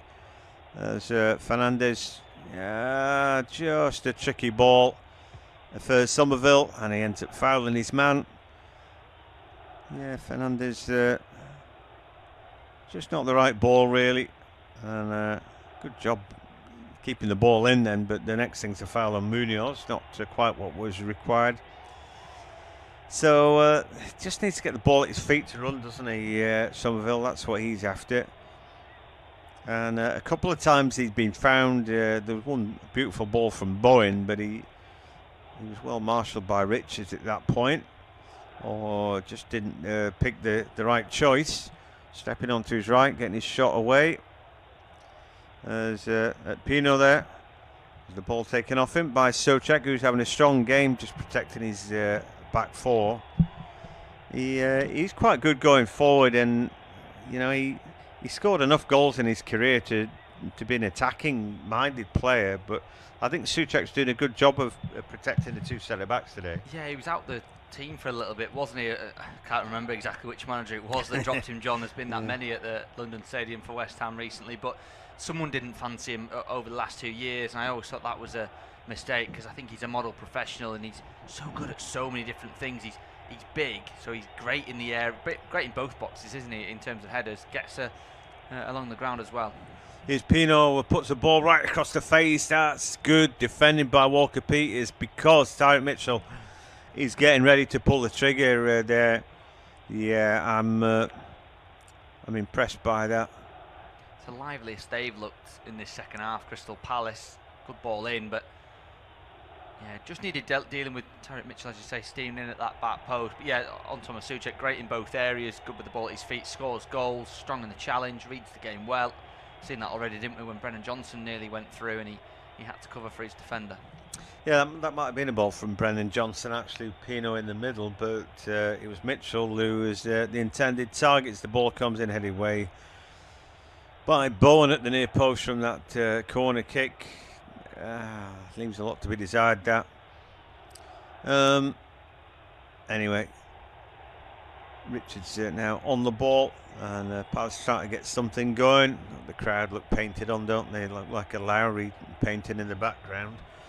Need something to get their teeth into, as Will Hughes is on the ball, and they'll be hopeful that they can have a victory. All their Christmases come up once last year, but here they've got round the back. Johnson's ball in is a shocker. Well, their fans behind the goal applauding the effort there, but it wasn't a good ball from Brennan Johnson. He looked up and then he found the wrong ball. Yeah, if you're going for that sort of pass, John, it needs to be along the ground, I think, make it a little bit more difficult for the goalkeeper. this one's right in his hands. But Crystal Palace having a good moment. Yeah, Strand Larsen now. Well, again, he can't find the right ball. Mavropanos blocks him off, but the ball breaks back to Jefferson Lerma. It's got Mitchell on the overlap. He now ball into Pino in the box. Little drop of the shoulder, and then Walker Peters goes down like he's been flattened, but I don't think there was any real contact there. We beat the first man, didn't he, Pino? Just couldn't beat the second. Yeah, it's a good foot in there from Walker Peters, who is a good defender. Yeah, Pino's had a decent game. A little bit more from some of his teammates, but yeah, it's been a good sort of 5-minute spell for Crystal Palace. Thought they started the second half a little bit flat. West Ham, of course, ended the first half the better of the two teams. Maybe it just took a little bit of time for Glasnow's half-time team talk to do its business. Yeah, well, you know, I think that Glasgow there just off the bench applauding his team. I thought initially at Palace, I thought, well, listen, you know, anybody should be getting a tune out of a team that's got Elise and Eberechi in them. And when they were both fit, I thought, well, they're bound to do okay. But subsequently and after that, I thought he's really proven that he's a good manager. Bowen puts the ball into the box. There's an opportunity, and the shot comes in from Pablo. That's blocked away at source. I think it was a wrong decision there. But anyway, Strand Larsen lays the ball back to Pino. He's stopped in his tracks almost by Souček. And then a good ball into midfield. Pino now to Munoz at the edge of the area. What can he do? Delivers the ball to far post. Strand Larsen can't quite get there. Good defending, Mavropanos. And that's gone out for a corner. Yeah, really well read there by the Greek centre-half. He doesn't actually know 100% that Strand Larsen's there right until the last second, and that's when he makes the decision just to put his head in potentially where it hurts. It's really good from him. Strand Larsen's done well. That's probably the best we've seen of him, isn't it, in the game so far? Yeah, so feeding off scraps, really, Jurgen Strand Larsen. But anyway, for the Eagles, the last corner was a joke, really. Headed away at the near post by the first man. Even smaller first man at the near post now with Somerville there. Anyway, the ball goes to the far post and it's immediately headed away by Diouf. Back through the box and Tarek Mitchell. And then Will Hughes just prods it up in the air. But he finds Pino. But then his pocket's picked by Bowen. He's ever such a clever player. Bowen now drops a shoulder. Can he beat his man? No. Tarek Mitchell does really well, runs the inside track on him and takes the ball off him, and then Lerma just rides the challenge of Pablo. Now the dangerous Pino on the ball at the edge of the area. Little sort of stub toe ball into the box there, didn't work out, but now the ball breaks to Munoz, and then Hughes, drop of the shoulder, he was being fouled, and frustrated there Tati, but yeah, it's just a good first touch from Will Hughes that bought the decision there. Yeah, just seen a stat there, by the way, about Crystal Palace. Since they returned to the Premier League in 2013-14, this game was the 313th time that they failed to score in the first half. So I think it's around 70% of games, which is unbelievable, isn't it? Well, yeah, they're not impressed with that, and they're going to make a triple change. They've heard you. I wouldn't have taken Pino off. I think he'd been playing well. Strand Larsen, well, I think we both think you bring on Mateta.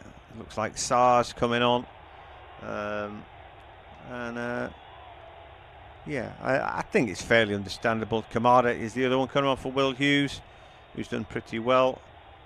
Kamada just fresh legs. So there we go. It's weird, really, because they just look like they were getting on the front foot, but I guess it doesn't hurt to bring on fresh legs in. Make all these changes at once. No, I think it's a smart decision. I think they were in a good moment. I'm not 100% sure about the time, and I maybe would have given it another 5 minutes just to see if momentum swings, but maybe they want to take advantage of their momentum, bring on the fresh legs and see if they can build on it. And I like the changes as well. The three that are coming on are good players. Yeah, well, here's an opportunity. Ball comes in, but well, the header's won by Lerma. Didn't get anything on it. In fact, it's an easy save in the end. I might have taken Brandon Johnson off rather than Pino, I think, for Sarr. That might be it. Don't forget he's on a yellow card. Yeah, it does seem strange that actually. Now you mention it. John, he's been quite quiet as well in the second half, hasn't he, Johnson? Yeah, he's put one ball in that was a decent ball to try and find Tyrick Mitchell. Anyway, Sarr try to close down Disasi, can't get that done. Ball breaks back to Disasi now, and he gets it out of his feet. Fernandez now looking for a ball over the top. It's a good ball that to Bowen. First touch is good, but Canville watches it, takes it off him. Bowen wins it back, and he can lay it back now to Kyle Walker-Peters. Somebody's shin pad's flown off. In fact, it's boot for Jared Bowen. Ball into box. It comes off for Richards as like a 50-pence piece, and he's still not being cleared. Then a silly foul from Pablo, and he's just having a nothing game. I think, for me, if I'm Nuno, I'm looking to replace him. Yeah, Nuno persisting with him starting games, John, in the recent weeks. But I mean, that's a silly chance. He's not even looking at the ball. He goes straight into the back of Lerma, who, to his credit, has got eyes only for the sky where the ball's coming from. It's really silly challenge, and he can't have any defence of himself there, the Brazilian. No, not at all.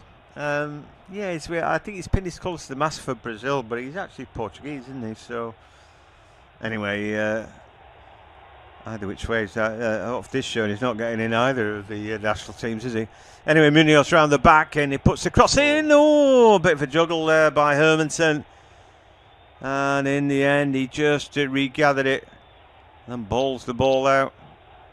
And then the ball spun round the corner by Pablo, but he can't find Tati.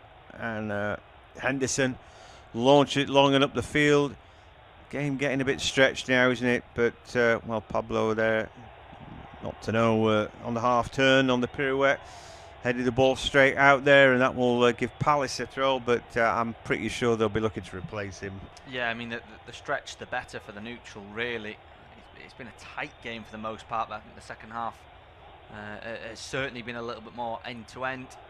I think I'd be bringing on Callum Wilson, you know, and putting Tati in behind him. I think that he's definitely still got something, hasn't he? Other than that, you may be looking at Traore. Yeah, well, we saw something different from Traore. You mentioned in that game against Leeds in the FA Cup quarter-final.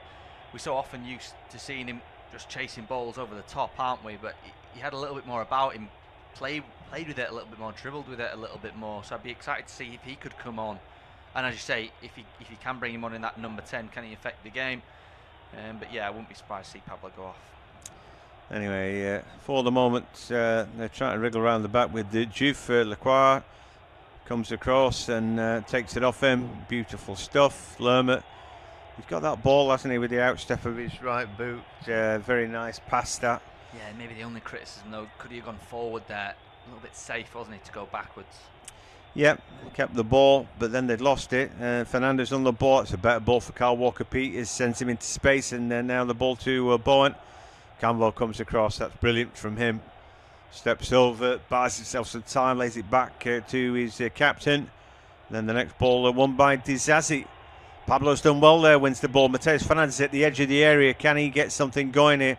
Somerville runs into the box and runs offside. Souček will recycle it. And the ball now with Diouf. Long ball comes in. Well, the header again is won by the rear guard, and they've defended pretty stoutly today, Palace. I thought he could have brought that back for the free kick, John.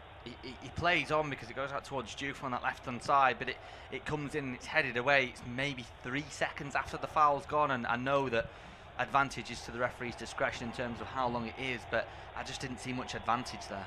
No, I agree with that. But anyway, not having to do too much today, is he, Darren England? Game's sort of doing itself, really. We've had the odd clash of heads and all that stopped time, and 4 minutes added time at the end of the first half, but really the game's been quite fluid. I would say, though, it does look like a sort of bottom half a game, this, really, with all due respect to both the two teams. They're both not bad. There's a little step over here from Somerville, and then a slip. Here's a chance now for West Ham. Into the box they go, and eventually, well, they just run out of racing room. Castellanos can't believe his luck there. Again, some brilliance from Somerville. He beats 3 challengers, and then he's herring forward. The ball into the box, picked off by Lerma, then he slipped. Yeah, it sort of sums the game up, really, doesn't it? It's so nearly a big chance. It's so nearly something really, really exciting. It's great from Somerville to create it. Then there's a slip from Lerma, as you say, who we were just talking about, usually so cool and composed in possession. And Castellanos then himself falls over. So it's all a little bit of sort of coming together and a little bit unorthodox from both teams. Tariq Mitchell now on the ball, but he's held up by Walker Peters. He goes back to Daichi Kamada. And then for Lacroix, rolls the ball through the middle at Lerma. Good ball out to the right. Munoz chance for a cross. What's the cross like? Decent, looking for Mateta. Oh, and they've got lucky there. Bowen looking to win the ball. And Canvo very strong again. Having a good game, the youngster. He picks the ball up. And some right old battles going on across the field, aren't there, really? And at times we've seen Bowen being successful. At times Canvo. Here now down the right hand side again. Munoz, an early ball in. Flicks off the head. It's going to break to Tariq Mitchell through the box now. What can he do? Bowen holds him up. Finds Canvo. Canvo to the far post.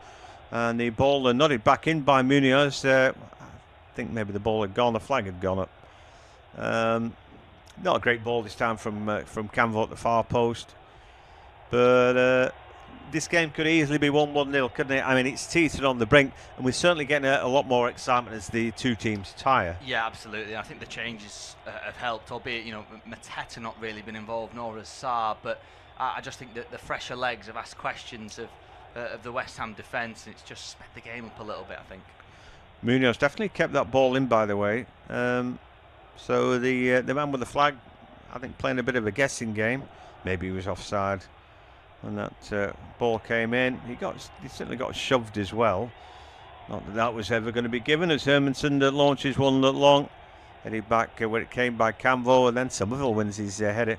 Castellanos on his chest, a little flick from him. Then he gets it out with his feet. Two Bones got a fight at the edge of the area, and he does that really well. Finds Tati, then Pablo gets it out with his feet, and then Fernandez. And now percentage ball into the box. And did Canvo get any head on that? If he did, it's a corner. If he left it, then it ain't. But I don't know what they've given here. Yeah, I mean, there's a sheepish look on Canvo's face, and the West Ham players are adamant that he takes a touch. If it does, it's minute, isn't it? It's minuscule. I don't think it does. I think it did. And they've given it anyway. So let's hope it did.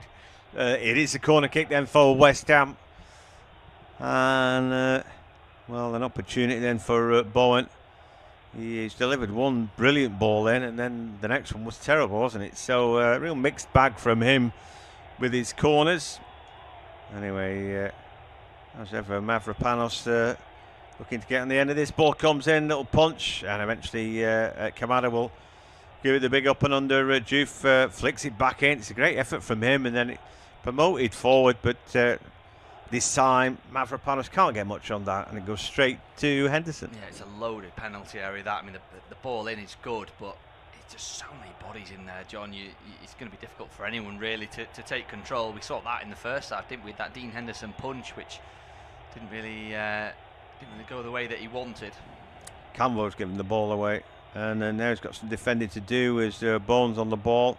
Gets a shove in the back, but that's before the ball gets there. And he didn't have it in control, but he then lays it back to Souček's a smashing ball, and then a really great read from Kamada.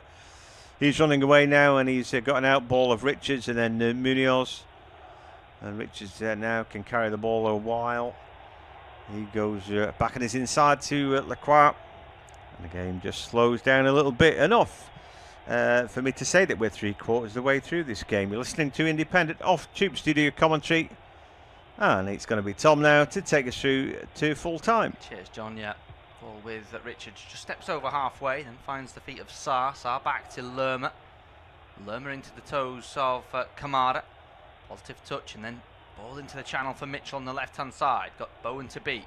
Tries to take him down the line, then chops back. Mitchell then into Kamada once more. Souček comes across to deal with him. Kamada switches play into the centre for Maxime Lacroix.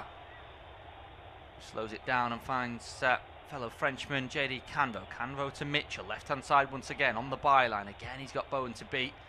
And once more tries to take him down the line. Chops again onto his right. Ball into the area is blocked by Bowen. And it's out for a throw. Well, defence, the order of the day so far, as it has been for most games this season for Crystal Palace. Only Arsenal and Manchester City have conceded less than the 36 that they have. And as of late, conceded just 4 in the last 6 in all competitions, including 3 clean sheets. And an opportunity for the Eagles to go in front here with a long throw. Lerma's gone across to take it, as the penalty area is loaded, full of red and blue striped shirts. Lerma takes a short run up, lofts the ball into the area, the heads go up, it's up from Castellanos, away from Somerville. Fernandez battles for it, Canvo wins it though, then it's into the air from Munoz. Juice gives chase, Mateta barges him over, here's Sarr inside the box, round the corner, back to Mateta. Byline, ball into the area, flicked away by Disasi. Somerville gives chase, as does Richards, neither get there, out for a throw. Mateta's not the one you want crossing, is he, in that position? No, not really. Not off the looks of that cross anyway. It was a bit flat, wasn't it? And just didn't get underneath it. I think it was just going for power there. But yeah, we've scarcely seen a good cross, haven't we? The one good ball was met by Mavropanos, and that brought a save from Henderson. That's the first half and a long time ago. But we've really been starved of clear-cut opportunities for either of the two teams. It was opening up a little bit, but again, both teams are desperate. At the moment, I'm thinking it would be a good point for West Ham, really. But at 0-0, you hope you can nick a goal and get all 3. It wouldn't be a good point for Wolves. They'd go down if the result stays as it is. Only a Crystal Palace win keeps them up, albeit, of course, it would be temporarily. Ball cleared long by Hermansen. That's straight out of play. He was aiming for Somerville just in front of the 2 dugouts. He goes into the dugout over the head of the former Leeds man. Looks like Callum Wilson's getting stripped and ready for the visitors. 72 minutes on the clock. Crystal Palace 0, West Ham United 0. The point for West Ham, of course, as I mentioned, as well as relegating Wolves, will put them on 33 points. So just a 2-point gap then above Tottenham Hotspur. That's a failed clearance to Fernandez from Henderson. Round the corner to Somerville. Corner of the box on the left-hand side. Fernandez on the overlap. Ball into the area is blocked. Second bite, though, doesn't get blocked. It's cleared away now, though, by Crystal Palace. Here comes Sarr. Burst of pace from him. He's only got Mateta in front of him.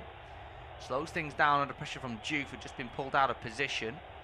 Mitchell takes it and strides over halfway. Dinks it towards the far side. Disasi wins the header, and he had to as well in front of Kamada because there was an overload on that far side. We hit 73 minutes. Crystal Palace 0, West Ham United 0 for Crystal Palace. The point puts them on 43. Wasn't too long ago, John, that they were in that relegation battle, you'd say. Yeah, it's right. And just as they looked a little bit dicey, then they pulled it all back together again, didn't they? And got a few results and made it safe. And then they could enjoy, going to the likes of Tuscany and playing in Europe. I know a fan who went, had a good couple of days in Florence in midweek, and those things are not lost on the Palace faithfully. It might be a disappointing season, but they're still going in Europe, and going to great outposts like that. It's a season to remember, just like last year was. Yeah, they'll face Shakhtar Donetsk in the semi-final of the UEFA Conference League. The ball's out of play on that far side for a long Lerma throw once more into the area, high towards Lacroix, won by him. Goalkeeper comes, Hermansen gets it, plucks it out of the sky, looks for an option immediately, has to stride past the number 11 in Brennan Johnson, then overhand throws it towards the far side for Juve. Somerville to Fernandez, back to Juve, first time away from him, over halfway looking for Pablo. Pablo unmarked, he's able to find Castellanos. Those two again knock it between themselves. Now it's centrally for Fernandez, just inside opposition territory. He switches play out towards the near right-hand side. And then the ball into the area. Looks a dangerous one towards the back stick. It's flicked away, though, by Crystal Palace. Up towards Mateta. Souček takes it off his toes. Fernandez wins the header unchallenged. Then Juve forward under pressure. Back and forth between the two sides at the moment, as neither can bring it under their spell. Then there's a foul by Juve on Sarr. That'll be a free kick. Quarter of an hour remaining. Crystal Palace 0, West Ham United 0. No changes just yet for West Ham. I think we're going to see one in a moment or two as Callum Wilson looks to be ready to come on. Yeah, like I said, I would take Pablo off. Anyway, I'm just thinking about Crystal Palace and their travels, because obviously they're not playing in Ukraine. So instead, they go to Krakow. Pablo does come off and Callum Wilson come on, so you didn't really need a crystal ball for that. Krakow is ranked among the top most affordable and beautiful cities in Europe. So after Florence, Krakow, not bad at all. Yeah, I've been. Very nice place. Very clean. Yeah. Very modern. Of course, a lot of history there, a lot of culture. I'm sure the Palace fans will soak that up. Maybe before the big game. Here's Fernandes. Infield to Souček, round the corner to Somerville. Won back though by Crystal Palace, but the referee down in England deemed it was a foul on Crescencio Somerville, so that'll be a free kick. They're not messing about with him today, are they? When they can, they're making a mark on him and leaving one in on him, aren't they? I guess that's always going to happen to him in his career, but just seem a bit of a shame anyway. He got up pretty quickly there. He's ready to go on. Good foot in there from Mitchell, finds Johnson. Johnson forward to Mateta. Corner of the box on the left, on the byline. First time into the area is a dangerous one. It was fizzed in by Jean-Philippe Mateta. Hermansson there, though, behind it. We've seen that sort of Palace move a few times in this game. It's the crossing, isn't it, that's letting them down. It's that final ball. I think Sarr got goal side there. And I think the other thing is that Mateta knew he needed to play the ball quickly. And in doing that, it's so close to being a good ball that if he gets it right and it's a matter of inches, then he's nodding that one in for 1-0. So, that was a close run thing, I think. 76.5 minutes gone. Crystal Palace 0, West Ham United 0. This game remained goalless, so will there be a winner in it? Here's Walker-Peters to Fernandes. Back to the edge of the area for Mavropanos. He switches play out towards the chest of Diouf. And of course, he's waiting to find out what's going on with the AFCON final. Senegal and Morocco. Much controversy after the final ball was kicked. Here is Fernandes. He's upended by Lerma. Referee's allowed play on, and does so again as Mateta has it forward towards Johnson. Could be a chance here for Crystal Palace. 2v2. Still Johnson. Cuts back onto his right. Tries to find Sarr. Plenty of West Ham bodies back now. Sarr still got it. Drops it to the edge for Lerma, who hits one. But that's tame. It's spilled though by Hermansson for a Crystal Palace corner. Well, he shouldn't have spilled it, should he?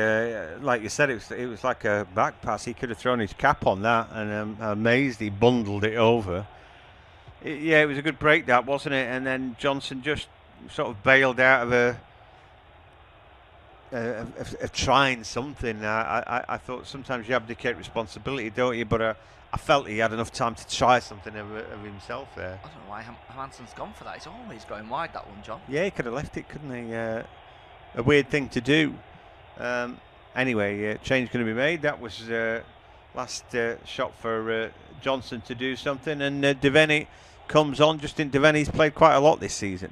Yeah, the young Justin Devaney on for the booked Brennan Johnson. That remains the only yellow card of the game so far. West Ham away at Palace this evening remains 0-0. 78 minutes on the clock. Palace corner though on that far side. Devaney comes on. His first interaction will be to take the corner. Is he a West Ham fan? He's indicating something with the two forearms crossed over his head. Ball into the area towards the back post. The goalkeeper's down. The referee didn't blow his whistle. The ball bounced out for a goal kick anyway, so whatever was being indicated from the training ground didn't have the desired effect.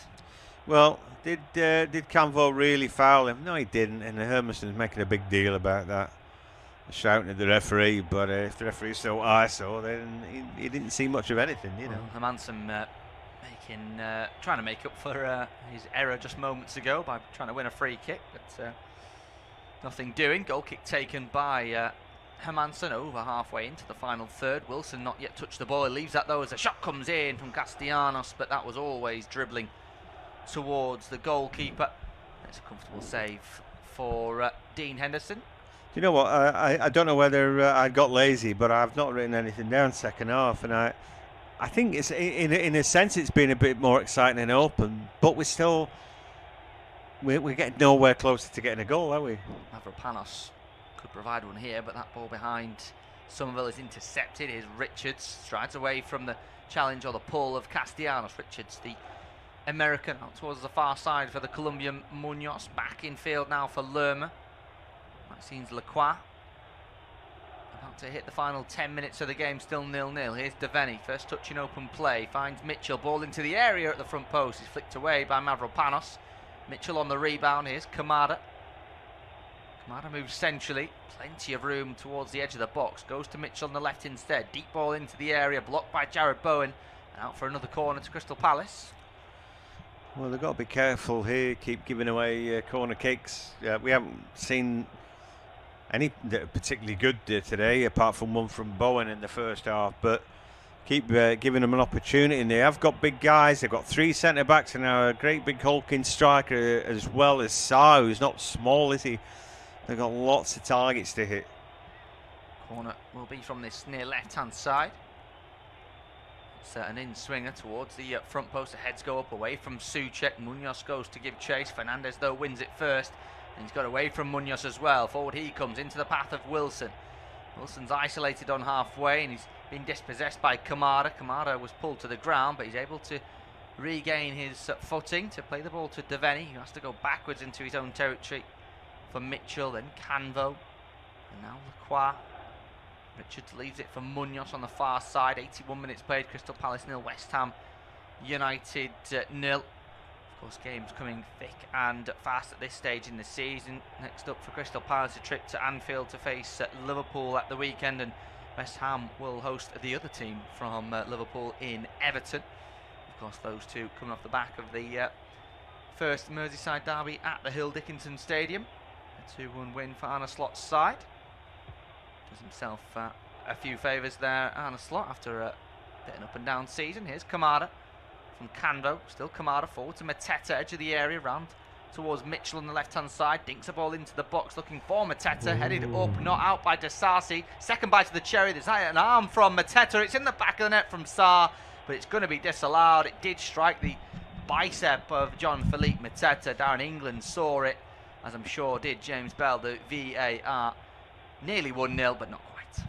Yeah, I felt that when that ball came in, that Mads Hermansen needed to come for it, and he didn't. And then we're just waiting. As soon as Desarsi heads it in the air, I'm thinking surely Hermansen. But then Mateta comes, and did it hit him on the arm? You know, the thing was, I think that might have been unwitting, and he wasn't the goal scorer because it was Sarr. So they might be a little bit unlucky about that, really. I'm not sure there's any great intent on the handball, but you know what? Even Oliver Glasner says, we got caught out there. One of those things, I suppose. But if there was any debate, if it hits him on the midriff and then arm, that kind of thing, you know, because he didn't score, it might have been given. Anyway, West Ham about to make another change. Yeah, 83 minutes on the clock. Crystal Palace 0, West Ham 0. That change won't come just yet because the goal kick's been taken by Hermansen up towards Wilson, flicked away by Richards. Underneath there is Souček, can only find Tyreek Mitchell with his header though. Philippe Mateta has it taken off his toes by Mavropanos. That's a good switch of play from Fernandez to Diouf. He strides forward into a little bit of real estate, beats one. Can he beat a second? Ball into the area as a poor one over here and out for a goal kick. He never looked once. He just had his head down. How do you know? The answer is you don't know, do you? So anyway, Mamadou Kante is about to come on and beef up that midfield, and he comes on for Castellanos, who has worked hard. I'm a little bit surprised at that.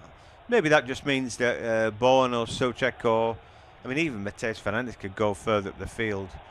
So just a little bit surprised. I thought he played all right, Tati. Not his day today though.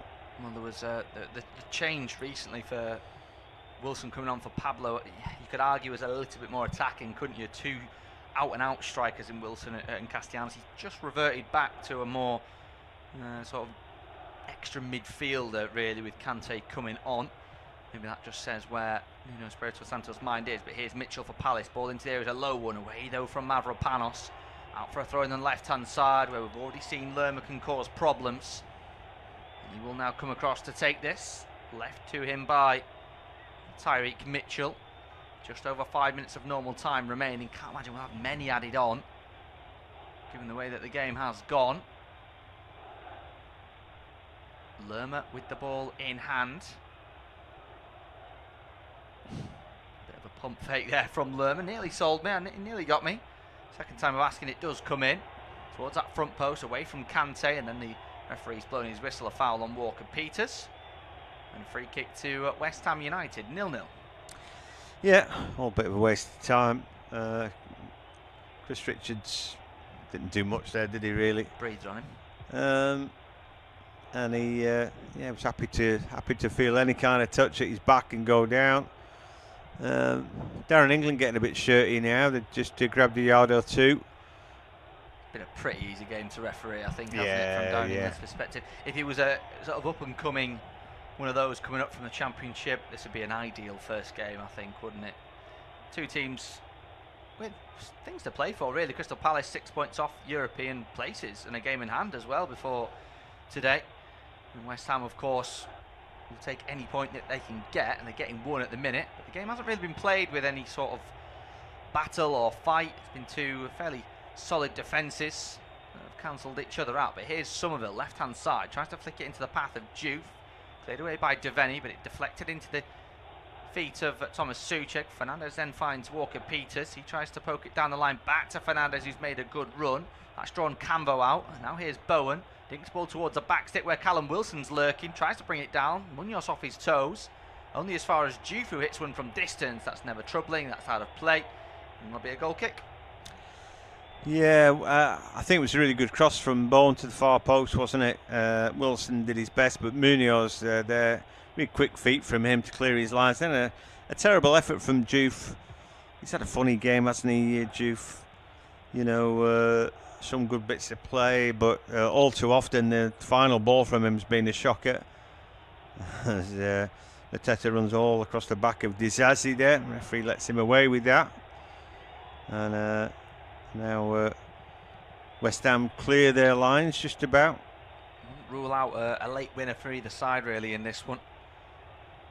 And if, of course, that does come for Crystal Palace, it means Wolves will live to fight another day. It will mean that Tottenham will be given a slight glint of hope. Plenty of football to be played yet, though. Here's Lacroix to Sarr in the centre circle. He's able to turn, then it's through the legs of Somerville to find Munoz on the far side. He just chops away from the final third to find the safety of Lerma. Lerma then recycles again through Munoz, and Crystal Palace now all the way back inside their own half. Maybe that says where their head's at, Crystal Palace. They failed to win a Premier League game in which that followed a league phase game in the Conference League this season.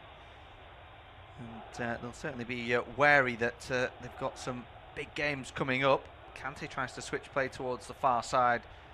Away though from Munoz. Header won by Canvo. Sarr can't make it stick as it's taken away from him by Mavropanos. Now Fernandez to Juve, still full of energy, the Senegalese international. Moves away from his international teammate in Ismail Sarr, who's, well, playing some of the best football he ever has, hasn't he? 28 years of age, but certainly found his feet in the Premier League. Had a spell, of course, at Watford, both in the top flight and in the Championship. He's more consistent now, I think. You know, he rarely seems to have a bad game. And again, he's one of those inside right or inside left who can score a goal. So, you know, he very important to this Palace side.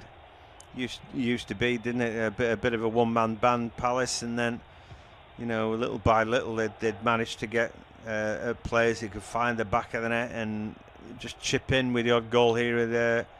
Now with their wing backs, they offer something different, and you know they've sort of come on leaps and bounds. But they're always a selling club, aren't they? And that's their problem, really. They get good players who can develop them, but whether they can keep all of is another story. And this spell for them in history, you know, might be their best team and their brightest time. Yeah, I think they've largely got Oliver Glasner to thank for that. Here's Lacroix to Canvo. Canvo chops in field, wants to strike himself. That is terrible from JD Canvo, to say the least. It's high and wide, and the least handsome thing I think I've ever seen. It's straight into the crowd. And we're into the final minute. Crystal Palace 0, West Ham United 0. I think that sums up the 90 minutes that we've had. Yeah, there's just a sense that we're not going to get a goal tonight, but you never know. They might put 5 or 6 minutes on. Hope springs eternal, But just now the team just quite good enough. I feel that Somerville probably man of the match today. I felt he, when he dropped a shoulder, he's shown that ability to beat a man, and maybe that on another day would have yielded a little bit more. There hasn't been enough of that really. I felt that Pino going off was a mistake for me, and really Palace haven't got any better since he'd gone. Ball forward to Sarr as the fourth official indicates a minimum of 4 minutes added on at the end of the second half, so the same period of stoppage time that we had for the first half as Disasi slides in on Sarr. Just about wins the ball, a little bit over it, points to the ball as if he'd made clear contact. The official on that far side though agrees, and it will just be a throw. Lerma of course gone across to take it. Raises his left arm in the air to indicate something from the training grounds. Of course, throw-ins basically an extra set piece now. Ball into the area from Lerma, away though by Mavropanos, and further sent clear by Diouf. That bounces over halfway and out for a throw for Crystal Palace, right in front of the respective dugouts. I have to say it's very unsatisfying the way that the dugouts at Selhurst Park aren't level with the halfway line. The halfway line is level with one of the dugouts, right down the middle, and the other one is just off centre. It's almost like they have to share the dugout if you're looking for symmetry. Yeah. Yeah. 3 seats each. Balls with Crystal Palace, as it has been for the majority of the game, really. They've about 55%. As Henderson goes long over halfway, flicked on by Mateta. Sarr tries to get on the end of it. Diouf takes a risk as Munoz brings it down, and as they're coming together. And Munoz has made the suggestion there that Diouf should be booked. And there is a yellow card, and I imagine he's going to give one to each. Yes, he is. He indicates that Munoz can't make that gesture. And Munoz will be booked for his protest, and Diouf will be booked for his challenge. Free kick. Yeah, fair enough. I'm not sure that Munoz didn't. He gave him a little shove in the back, and then he's desperate to tangle with him. And I didn't feel that Diouf did much wrong there. I don't think he did anything wrong, John. I've got to agree. I mean, if he had fouled him there, I'd say he's been booked for an accumulation because he's had 2 or 3 already, but I don't think he did anything wrong. If they score from this, Crystal Palace, West Ham will certainly feel aggrieved, as will Diouf because he's in the book. His 5th yellow card of the season. Munoz also yellow carded, as was Brennan Johnson in the first half. Actually, Kamara will take it again. The Hammers-like gesture of something being prepared from the training grounds. It's about 20 yards from the edge of the area, almost level with the byline. Kamara takes it, swings the ball in towards the back post. The heads go up. It's away by Lerma, over the bar though, and out of play for a goal kick. Could be the last action, or at least last chance of the game. Yeah, it seemed to come off almost his shoulder, the back of his head kind of thing. He's on the half turn. He was quite well defended, I think. He wasn't like it was free and he could attack it. He was just competing there and got something on it, that's all. West Ham would give you for one last sight that, hits the back of the net. But here come Palace. Here come Palace with Devaney, then goes backwards over halfway to his fullback Mitchell. He tries to switch play towards the far side for Munoz. So point apiece as it stands with just 30 seconds remaining. You've been listening to Off-Tube Independent Studio-based commentary as Canvo has it inside his own half to Richards now, under pressure from Somerville. Munoz, poor ball forward, is flicked away by Wilson. Can West Ham break late on as Kante gets there, strides over. Here he comes, Kante on the right hand side, bursting forward is Walker-Peters. Still Kante inside the box, uses Walker-Peters. West Ham trying to clear it towards the back post. It's flicked away by Crystal Palace. Strong challenge comes in from Kante. Referee allows play on as Souček swings the ball in. It's off Maxime Lacroix, and it's going to be a late corner to the Hammers. Yeah, I thought there's going to be a free kick there. Kante's challenge in the box, but Anyway, Mitchell steps across and he got caught, didn't he? I felt that was an obvious free kick that was missed by the referee. And again, if this corner kick hits the back of the net, then Palace will be the ones having a moan. Over 4 minutes have been played. Current England indicating something from VAR. Not entirely sure what would have been checked. Certainly wasn't a red card challenge. Corner though for West Ham. Jared Bowen will swing it in. He's had a couple of dangerous ones and a couple of flat ones. What will this one be? Souček's up there from the back. As is Disasi.